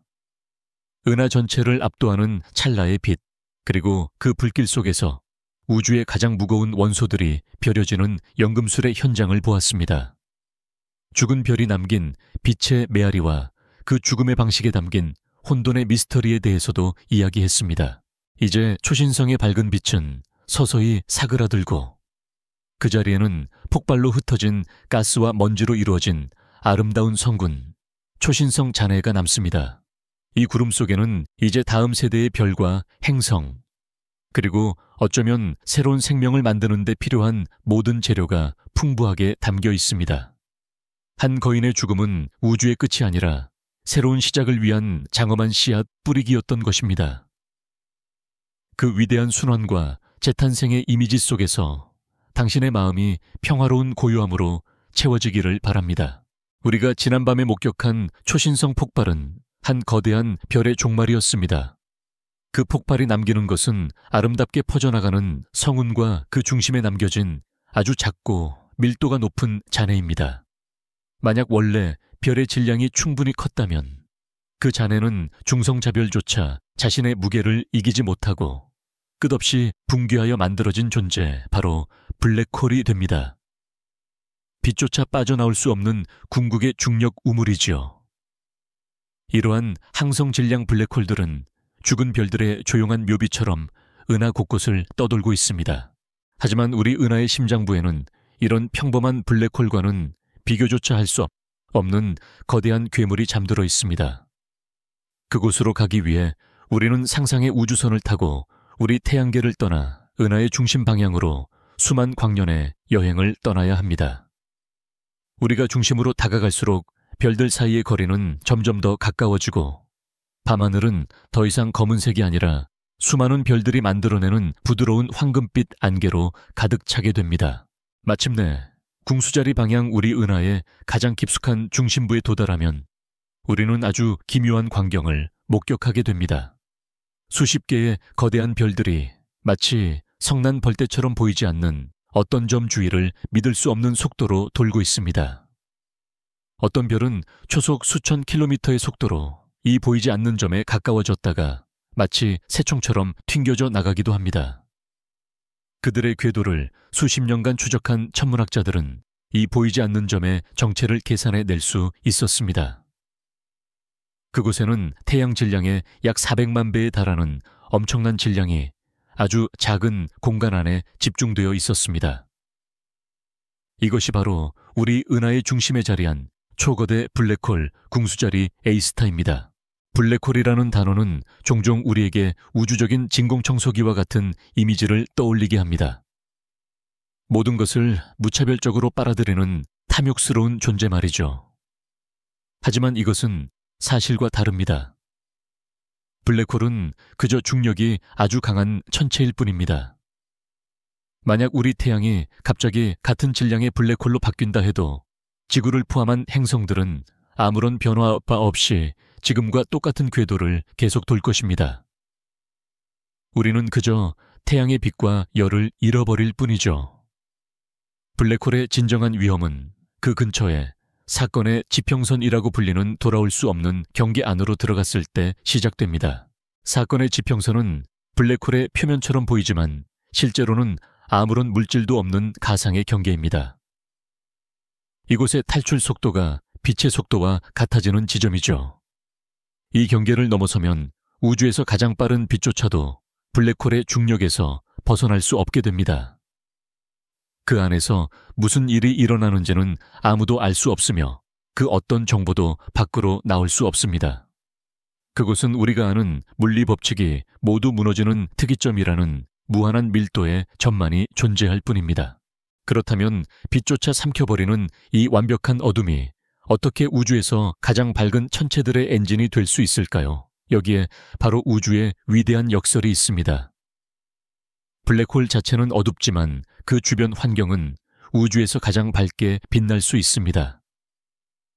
블랙홀 주변으로 끌려 들어가는 불운한 가스 구름이나 별들은 곧장 블랙홀로 떨어지는 것이 아닙니다. 그들은 마치 욕조의 물이 배수구로 빠져나가기 전에 소용돌이를 만드는 것처럼 블랙홀 주위를 맴도는 거대한 원반을 형성합니다. 이것이 바로 강착 원반입니다. 이 강착 원반은 우주에서 가장 격렬하고 혼돈스러운 장소 중 하나입니다. 원반의 안쪽으로 갈수록 물질들은 점점 더 빠른 속도로 회전하며 마치 레코드판 위에서 서로 다른 속도로 달리는 경주자들처럼 서로를 스치고 부딪힙니다. 이 엄청난 마찰과 압력은 원반의 온도를 수백만 수천만 도로 가열시킵니다. 이것은 당신이 추운 날 두 손을 비비면 열이 나는 것과 같은 원리이지만 그 규모는 상상을 초월합니다. 이렇게 뜨거워진 물질은 엄청난 양의 에너지를 전자기파의 형태로 방출합니다. 바로 빛입니다. 초거대 블랙홀, 주위의 강착 원반은 너무나도 밝아서 때로는 그 블랙홀이 속한 은하 전체의 모든 별빛을 합친 것보다도 수백 수천 배나 더 밝게 빛나기도 합니다. 블랙홀이라는 가장 어두운 엔진이 우주에서 가장 밝은 빛을 만들어내는 발전소 역할을 하는 것입니다. 이 현상은 파괴가 곧 창조가 되는 우주의 가장 심오한 연금술이라고 할 수 있습니다. 물질은 블랙홀로 떨어지며 소멸하지만 그 마지막 비명은 우주를 가로지르는 찬란한 빛이 되어 울려 퍼집니다. 블랙홀의 본질에 대해서는 또 다른 기묘하고 심오한 이론이 있습니다. 바로 털없음 정리입니다. 이 정리는 블랙홀이 일단 형성되고 나면 그 안에 무엇이 떨어졌는지에 대한 정보는 거의 모두 사라진다는 것을 의미합니다. 거대한 별이 떨어졌든 행성이 떨어졌든 혹은 수많은 우주 먼지들이 떨어졌든 블랙홀은 그 과거를 기억하지 않습니다. 외부에서 관측했을 때 블랙홀은 오직 세 가지 물리량, 즉 총 질량 회전 속도인 가군동량, 그리고 전하만으로 완벽하게 기술될 수 있습니다. 이것은 마치 당신이 다양한 종류의 쉬책, 예를 들어 시집 소설책, 과학책을 모닥불에 던져 넣는 것과 같습니다. 일단 책들이 불에 타서 재가 되고 나면 당신은 더 이상 어떤 재가 어떤 책에서 왔는지 구분할 수 없습니다. 남는 것은 그저 재의 총무게, 질량 불꽃의 소용돌이, 가군동량, 그리고 약간의 정정이 전하뿐일 것입니다. 블랙홀에 떨어진 물질의 모든 복잡한 정보, 즉 과학자들이 털이라고 부르는 것들은 사건의 지평선을 넘는 순간 영원히 사라져버립니다. 우주에서 가장 복잡한 과정의 최종 산물이 이토록 극도로 단순한 존재라는 사실은 우리에게 정보와 실체에 대한 근본적인 질문을 되던집니다. 이제 더 큰 질문으로 나아가 봅시다. 태양 질량의 수백만 수십억 배에 달하는 이 초거대 블랙홀들은 도대체 어떻게 만들어진 것일까요? 이것은 현대 우주론의 가장 큰 미스터리 중 하나입니다. 우리는 거의 모든 거대 은하의 중심에서 이 괴물들을 발견하지만 그들의 기원에 대해서는 아직 확실한 답을 찾지 못했습니다. 한 가지 가설은 상향식 성장 모델입니다. 우주 최초의 거대한 별들이 죽어서 항성 질량 블랙홀을 만들고 이 블랙홀들이 서로 합쳐지고 주변의 가스를 끊임없이 먹어치우며 수십억 년에 걸쳐 서서히 성장했다는 이론입니다. 하지만 이 방식으로는 우주 초기에 발견되는 거대한 블랙홀들이 그렇게 짧은 시간 안에 어떻게 그렇게 거대해질 수 있었는지를 설명하기가 어렵습니다. 또 다른 가설은 하향식 모델입니다. 우주가 태어난 지 얼마 되지 않았을 때 거대한 원시가스 구름이 별의 단계를 거치지 않고 곧바로 중력 붕괴하여 태양 질량의 수십만 배에 달하는 거대한 블랙홀 씨앗을 직접 형성했다는 것입니다. 이 거대한 씨앗이 있었다면 현재 우리가 보는 초거대 블랙홀로 성장하는 것이 훨씬 더 쉬웠을 것입니다. 이것은 일종의 닭이 먼저냐, 달걀이 먼저냐 하는 문제와도 같습니다. 은하가 먼저 형성되고 그 중심에서 블랙홀이 자라난 것일까요? 아니면 거대한 블랙홀 씨앗이 먼저 생기고 그 강력한 중력 주위로 별과 가스가 모여들어 은하가 형성된 것일까요? 즉, 초거대 블랙홀은 은하의 성장을 돕는 건축가일까요? 아니면 은하의 심장에 기생하며 그 양분을 빨아먹는 기생충일까요? 최근의 연구들은 블랙홀과 은하가 서로의 성장에 영향을 미치며 함께 진화해 왔음을 시사하고 있지만 그 최초의 시작에 대한 질문은 여전히 깊은 안개 속에 남아 있습니다. 이 질문에 대한 답은 우리 우주의 기원과 진화에 대한 가장 근본적인 실마리를 쥐고 있을지도 모릅니다. 오늘 밤 우리는 우리 은하의 가장 깊고 어두운 심장부로 여행을 떠났습니다. 그곳에서 우리는 완벽한 어둠과 가장 찬란한 빛이 공존하는 역설적인 장소를 보았습니다. 물질이 사라지면서 강력한 에너지를 내뿜는 강착 원반의 혼돈과 모든 복잡성이 사라지고 단 3개의 정보만 남는 블랙홀의 고요한 단순함에 대해 이야기했습니다. 그리고 이 모든 것의 기원, 거대한 괴물의 탄생에 대한 미스터리를 마주했습니다. 이제 눈을 감고 당신의 의식이 우리 은하의 중심을 향해 천천히 이끌려가는 것을 상상해보세요. 수십억 개의 별들이 만들어내는 황금빛 강물을 지나 모든 것이 소용돌이치는 그 탐욕스러운 심장. 그곳은 파괴의 장소인 동시에 우주에서 가장 밝은 빛을 만들어내는 창조의 엔진입니다. 그 극단적인 힘의 균형 속에서, 그 거대하고 고요한 맥박 속에서 당신의 마음이 모든 소음으로부터 벗어나 깊은 평온을 찾기를 바랍니다. 우리가 지난밤에 방문했던 우리 은하의 중심 궁수자리 에이스타는 태양 수백만 개의 질량을 가진 거대한 존재임에도 불구하고 지금은 비교적 조용한 삶을 살고 있습니다. 가끔씩 주변의 작은 가스 구름이나 불운한 별을 간식처럼 집어삼킬 때 희미한 빛을 낼 뿐 대부분의 시간에는 어둠 속에 잠들어 있습니다. 그것은 한때 거대한 식사를 즐겼지만 이제는 소화시키며 조용히 쉬고 있는 거인과도 같습니다. 하지만 만약 이 거인이 잠에서 깨어나 진정한 만찬을 즐기기 시작한다면 어떤 일이 벌어질까요?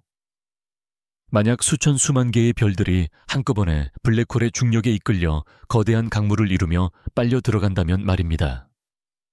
그때 블랙홀 주위의 강착 원반은 우리가 상상할 수 있는 그 어떤 별이나 초신성보다도 비교할 수 없을 정도로 더 밝고 더 격렬하게 타오를 것입니다. 이러한 현상은 오늘날의 성숙한 우주에서는 매우 드물게 일어납니다. 하지만 수십억 년 전 우주가 훨씬 더 젊고 작고 혼란스러웠던 시절에는 아주 흔한 일이었습니다. 당시의 은하들은 지금보다 훨씬 더 많은 가스를 품고 있었고 은하들끼리 서로 더 자주 충돌하고 병합했습니다. 이 혼돈 속에서 은하 중심의 초거대 블랙홀들은 풍족한 먹잇감을 얻어 왕성한 활동을 시작했습니다. 그리고 그 결과 우주 역사상 가장 밝게 빛나는 천체, 바로 퀘이사가 탄생했습니다. 퀘이사라는 이름은 준항성상 전파원, 즉 별과 비슷하게 보이는 전파 발신원이라는 말에서 유래했습니다. 1960년대 초 천문학자들은 하늘의 특정 지점에서 아주 강력한 전파가 나오고 있는 것을 발견했습니다. 그것을 광학 망원경으로 관측하자 그저 평범하고 희미한 별처럼 보이는 작은 빛점이 있을 뿐이었습니다. 하지만 그 빛의 스펙트럼을 분석했을 때 그들은 경악을 금치 못했습니다.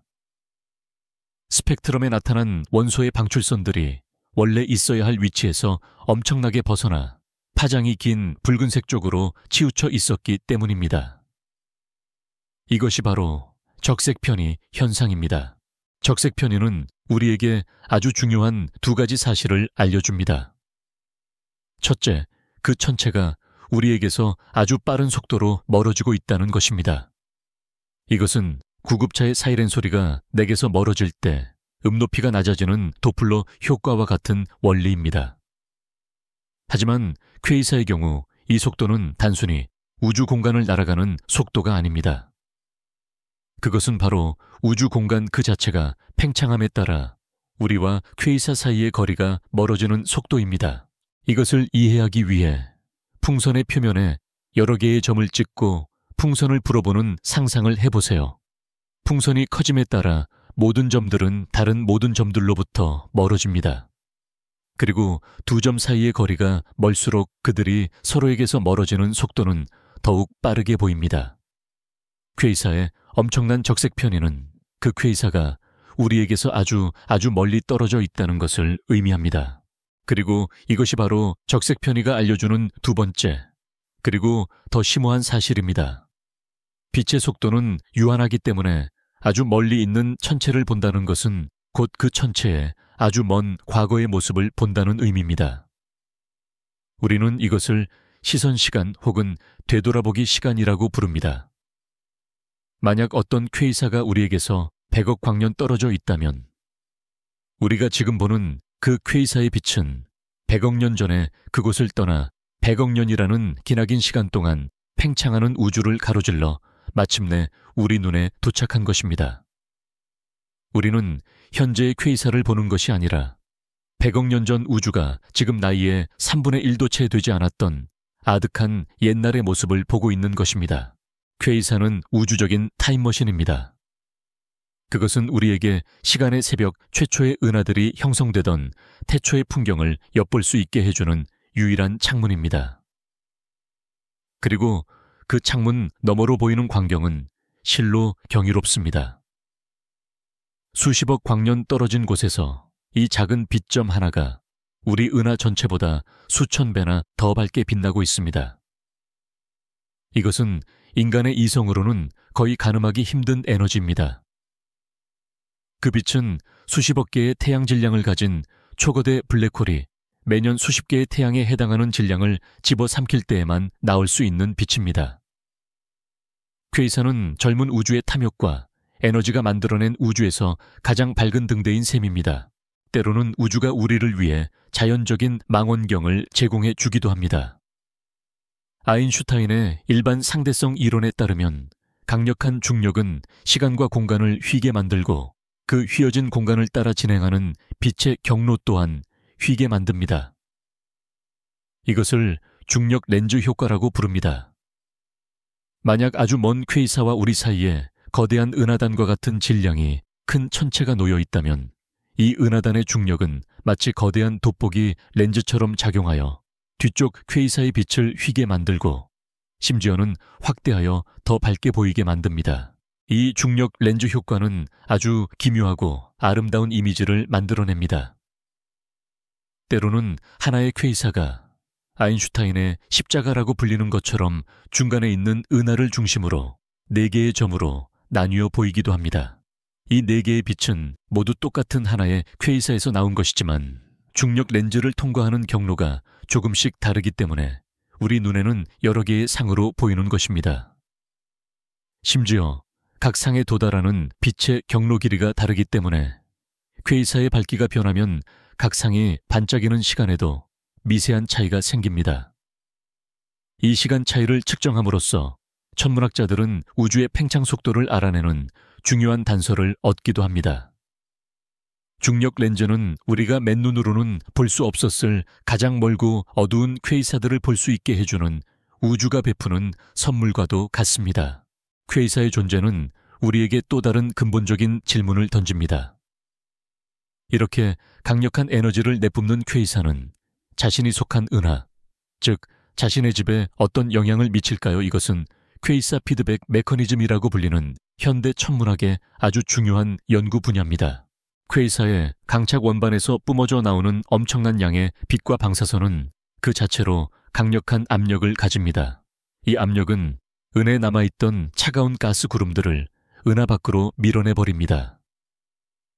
또한 블랙홀의 회전축 방향으로는 종종 빛의 속도에 가깝게 가속된 입자들의 거대한 흐름, 즉 제트가 분출됩니다. 이 제트는 수십만 광년을 뻗어나가며 자신이 지나가는 경로의 모든 것을 쓸어버립니다. 이것은 퀘이사가 자신의 집을 스스로 파괴하고 있는 것처럼 보입니다. 별을 만드는 재료인 차가운 가스를 모두 없애버림으로써 퀘이사는 자신의 은에서 더 이상 새로운 별이 태어나는 것을 막아버립니다. 말하자면 은하의 성장을 멈추게 하고 은하를 서서히 죽음으로 이끄는 것입니다. 하지만 이야기는 그렇게 간단하지 않습니다. 어떤 경우에는 퀘이사의 제트가 은하의 가스구름을 압축시켜 오히려 새로운 별의 탄생을 촉발하기도 합니다. 즉, 퀘이사는 파괴자인 동시에 창조자일 수도 있는 이중적인 역할을 하는 셈입니다. 이것이 바로 미스터리입니다. 퀘이사의 피드백은 은하의 성장을 억제하는 음성 피드백일까요? 아니면 촉진하는 양성 피드백일까요?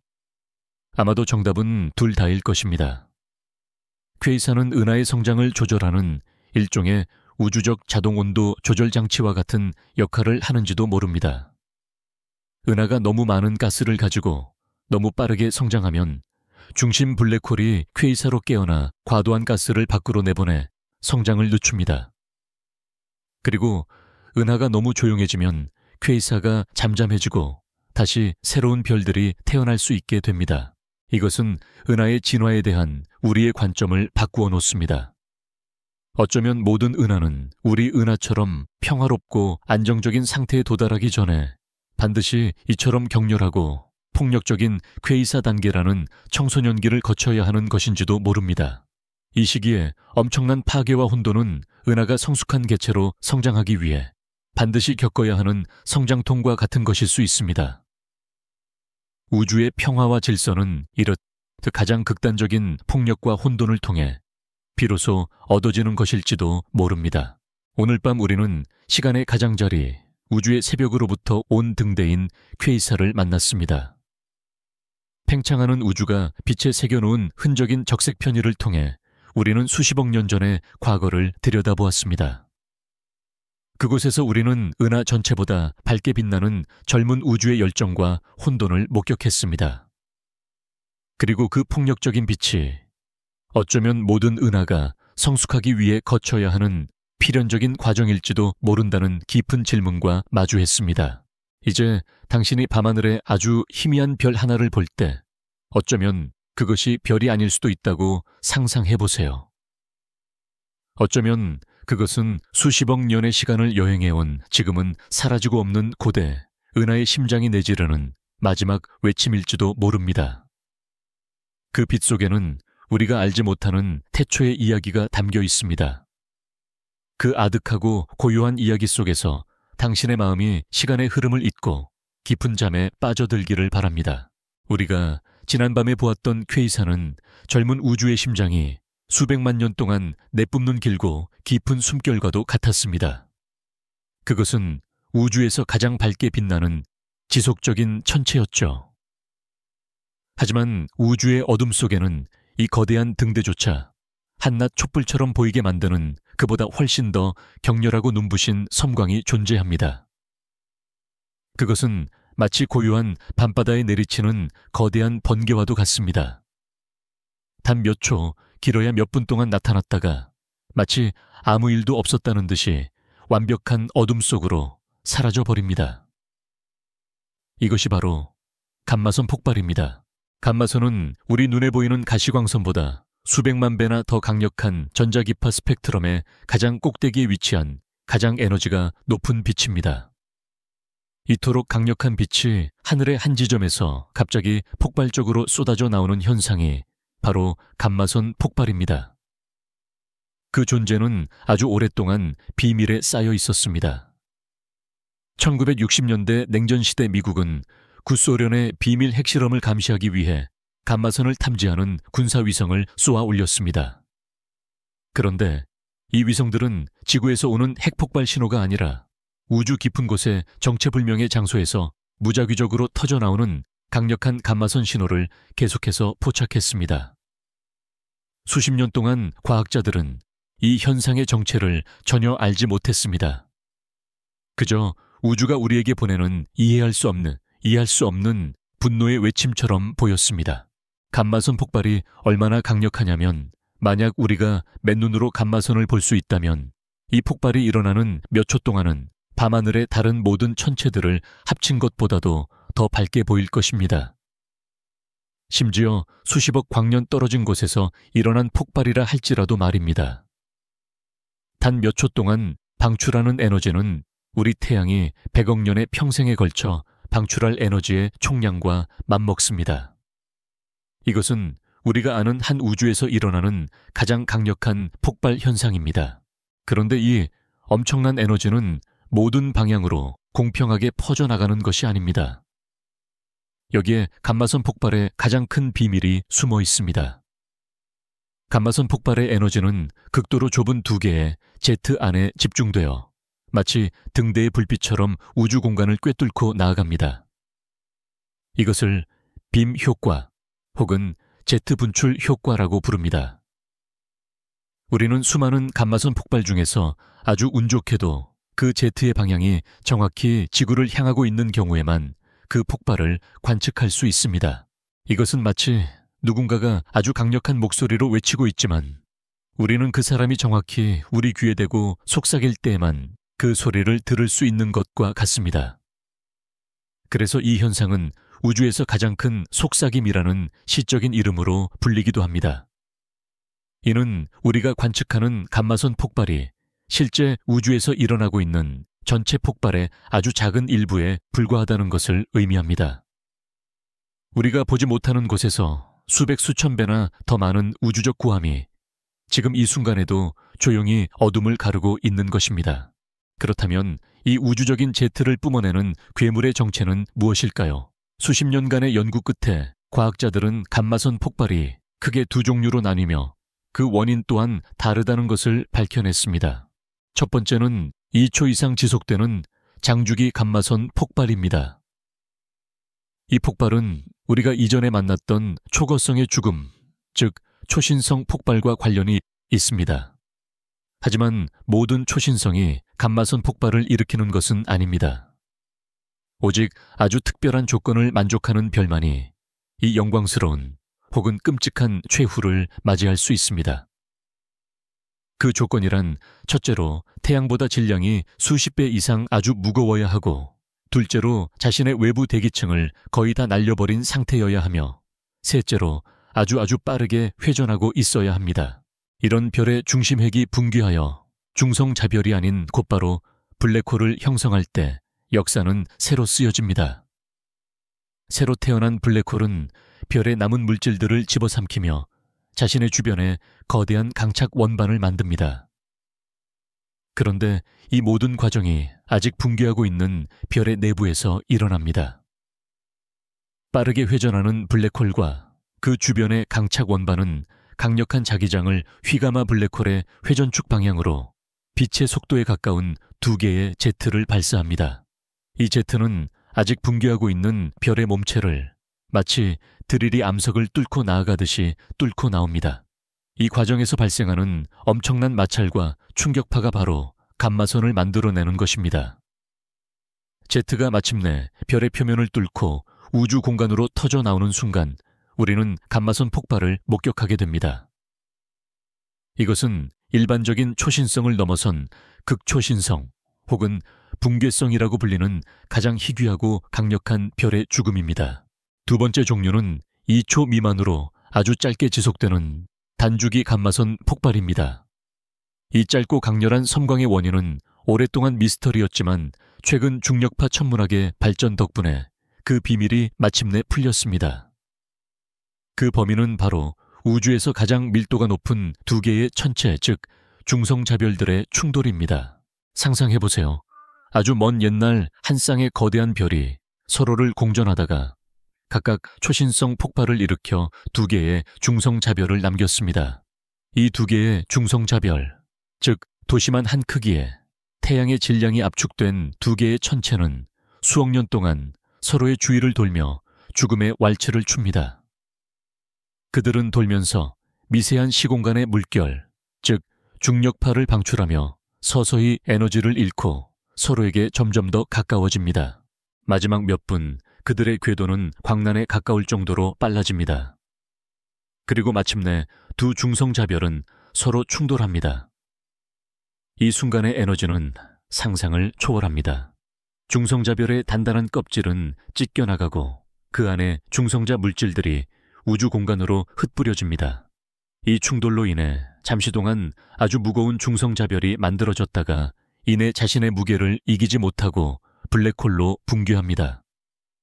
그리고 장주기 감마선 폭발과 마찬가지로 이 새로 태어난 블랙홀이 짧고 강력한 감마선 제트를 내뿜는 것입니다. 2017년 인류는 역사상 처음으로 한 중성자별 충돌에서 나온 중력파와 감마선 폭발, 그리고 그 후에 가시광선, 장왕을 동시에 관측하는 데 성공하며 이 이론이 사실임을 증명했습니다. 그런데 이 중성자별의 충돌은 우리에게 또 다른 놀라운 선물을 안겨주었습니다. 그것은 바로 우주의 연금술에 대한 우리의 이해를 완전히 바꾸어 놓은 사건이었습니다. 우리는 초신성 폭발이 금이나 백금 같은 철보다 무거운 원소들을 만드는 우주의 대장간이라고 이야기했습니다. 하지만 계산에 따르면 초신성만으로는 우주에 존재하는 이 무거운 원소들의 양을 모두 설명하기에는 부족했습니다. 바로 여기서 중성자별 충돌이 등장합니다. 2 중성자별이 충돌할 때 흩뿌려지는 중성자가 풍부한 물질들은 무거운 원소를 만들기에 최적의 환경입니다.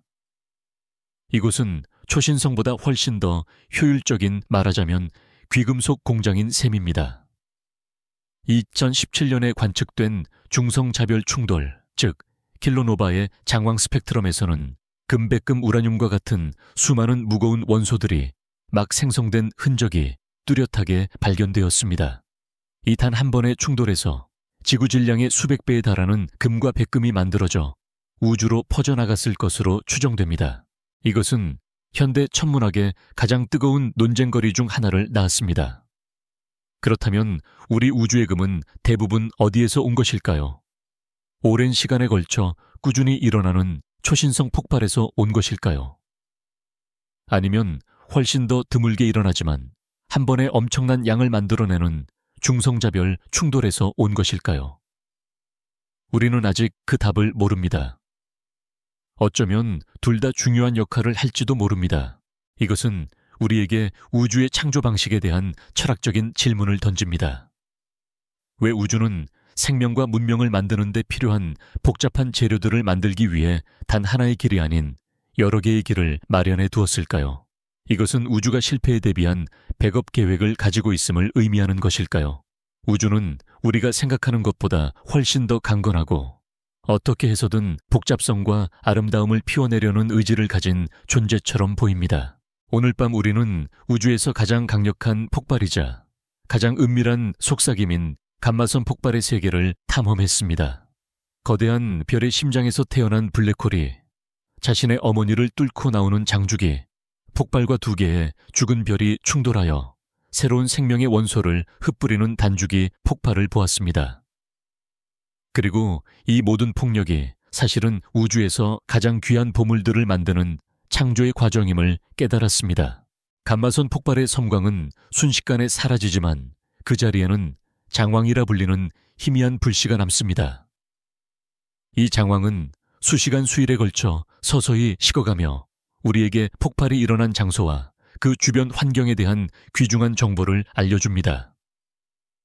폭발, 그 자체는 찰나의 순간이지만 그 메아리는 우주 속에 오랫동안 남아 새로운 이야기를 들려주는 것입니다. 이제 그 더덥고도 강력한 힘을 생각하며 찰나의 순간이 만들어내는 영원한 변화를 느끼며 당신의 의식이 고요한 우주의 배경 속으로 부드럽게 스며들게 놓아두세요. 우리가 지금까지 탐험해온 모든 빛들은 어떤 근원으로부터 왔습니다. 태양 시리우스 성운 은하, 그리고 퀘이사까지. 그 모든 것들은 우주라는 거대한 검은 캔버스 위에 그려진 밝은 그림들이었습니다.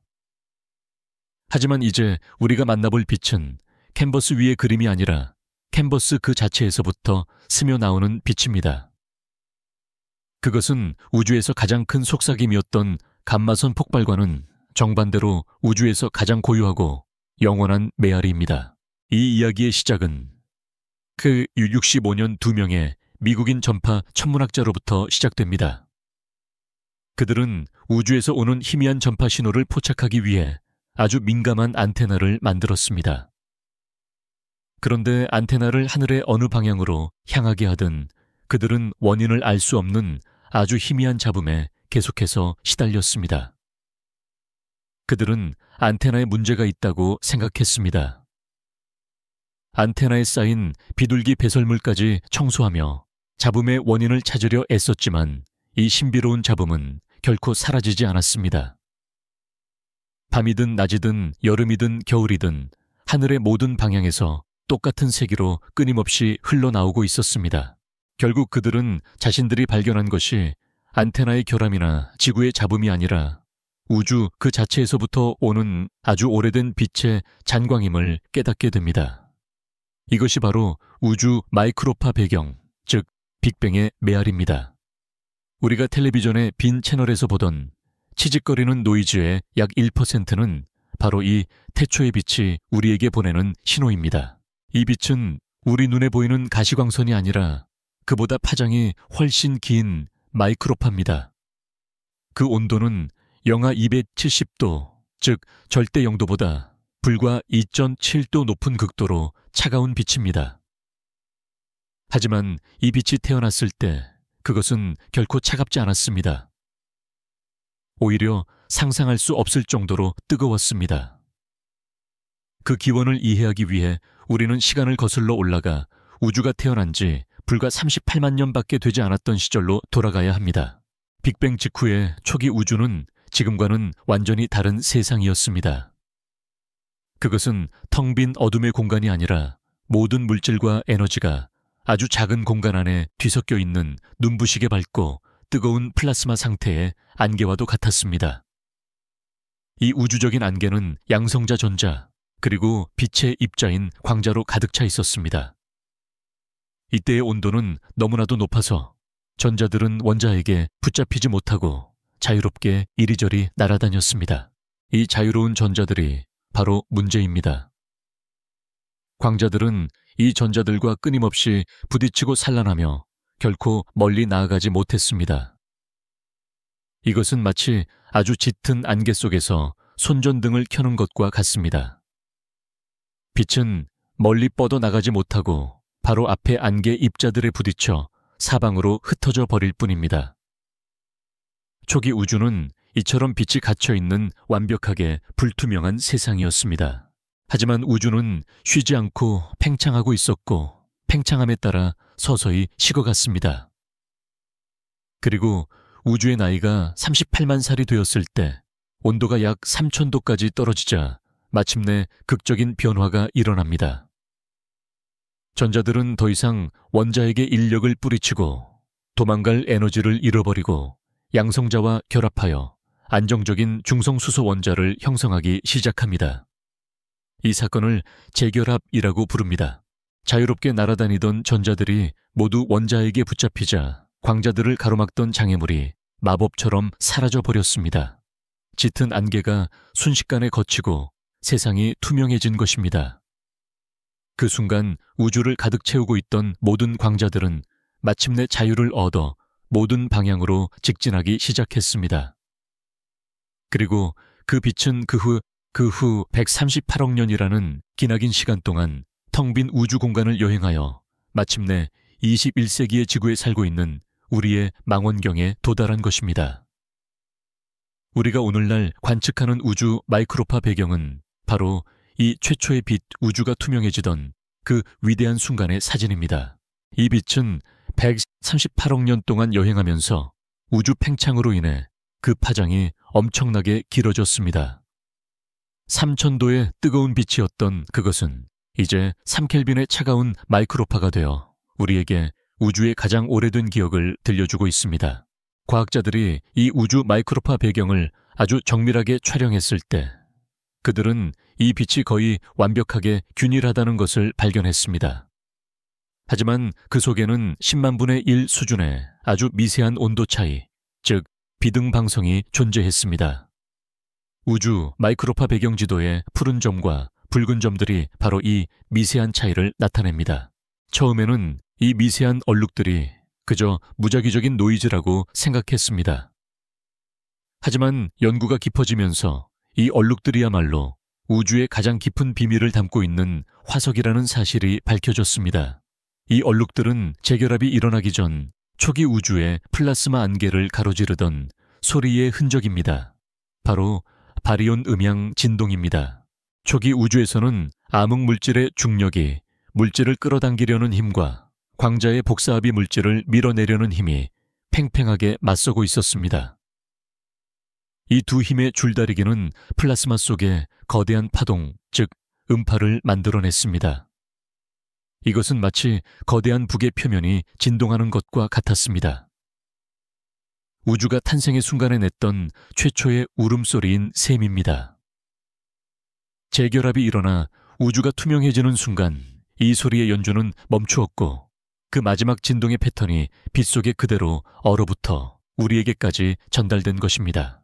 과학자들은 이 소리의 패턴을 분석함으로써 마치 악기의 소리를 듣고 그 악기가 무엇으로 만들어졌고 어떤 모양인지를 알아내는 것처럼 초기 우주의 나이, 밀도 구성 성분, 그리고 기하학적 구조까지 놀라울 정도로 정확하게 알아낼 수 있습니다.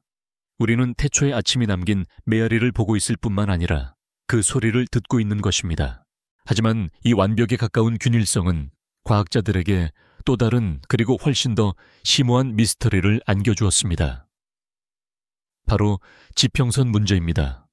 우주 마이크로파 배경지도의 한쪽 끝과 그 정반대편 끝은 서로 38억 광년보다 훨씬 더 멀리 떨어져 있습니다. 우주의 나이를 고려할 때 그 두 지점은 과거에 그 어떤 정보나 열도 교환할 수 없었던 인과적으로 완전히 단절된 지역입니다. 그런데 어떻게 그 두 곳의 온도가 10만 분의 1의 오차 내에서 정확히 똑같을 수 있을까요? 이것은 마치 서로 전화통화도 한 적 없는 두 사람이 약속이라도 한 듯이 똑같은 옷을 입고 나타난 것과 같은 상황입니다. 이 미스터리를 해결하기 위해 제안된 가장 유력한 이론이 바로 인플레이션, 즉 급팽창 이론입니다. 이 이론에 따르면 빅뱅 후 1초보다도 훨씬 더 짧은 찰나의 순간에 우주는 빛의 속도보다도 훨씬 더 빠르게 지수 함수적으로 폭발적인 팽창을 겪었습니다. 이 믿을 수 없는 팽창 덕분에 원래는 아주 작고 균일했던 하나의 영역이 우리 전체 관측 가능한 우주보다도 더 큰 규모로 순식간에 확대되었습니다. 우리가 보는 우주의 모든 곳이 똑같은 온도를 가지는 이유는 그 모든 것이 원래는 하나의 작은 점에서 출발했기 때문이라는 것입니다. 인플레이션 이론은 아직 완벽하게 증명되지는 않았지만 우주의 많은 미스터리들을 설명해주는 가장 강력한 이론입니다. 하지만 이것은 우리에게 더욱 근본적인 철학적 질문을 남깁니다. 그 인플레이션을 일으킨 힘은 무엇이었을까요?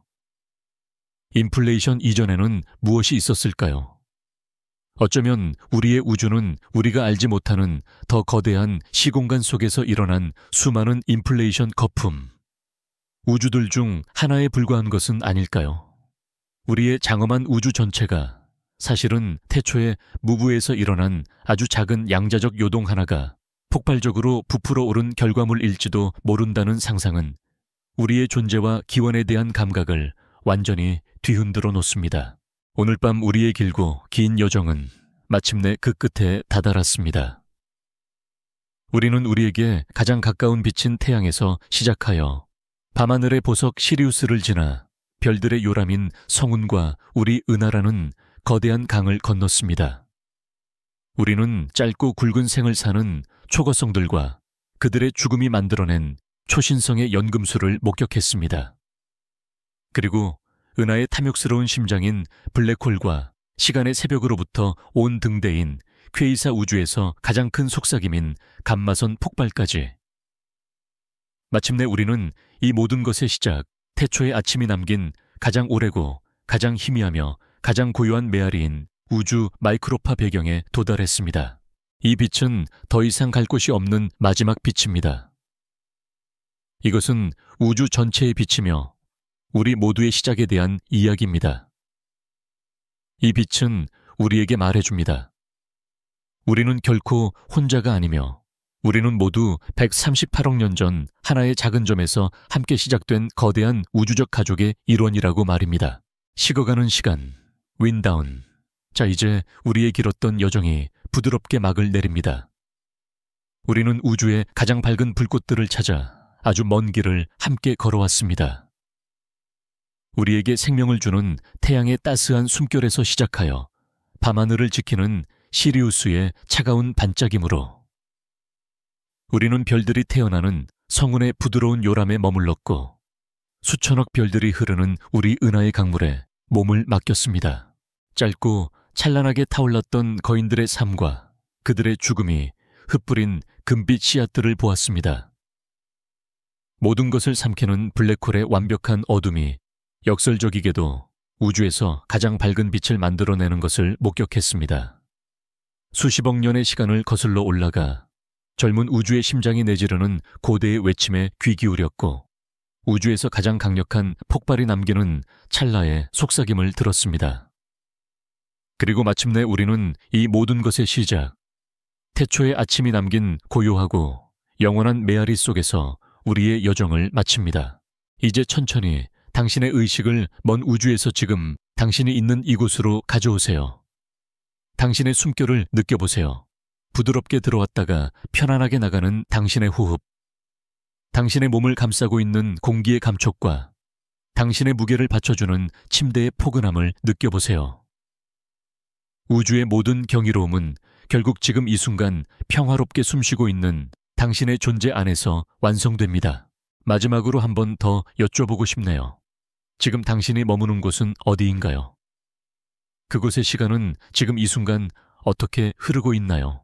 오늘 밤의 이야기가 당신에게 작은 평온함과 위안을 주었기를 바랍니다. 만약 그렇다면 이 조용한 안식처가 필요한 다른 분들에게도 닿을 수 있도록 이 여정에 당신의 마음을 남겨주시면 감사하겠습니다. 편안히 주무세요, 나의 동반자여. 당신이 언제 어디에 있든 달콤한 꿈 꾸시길 바랍니다.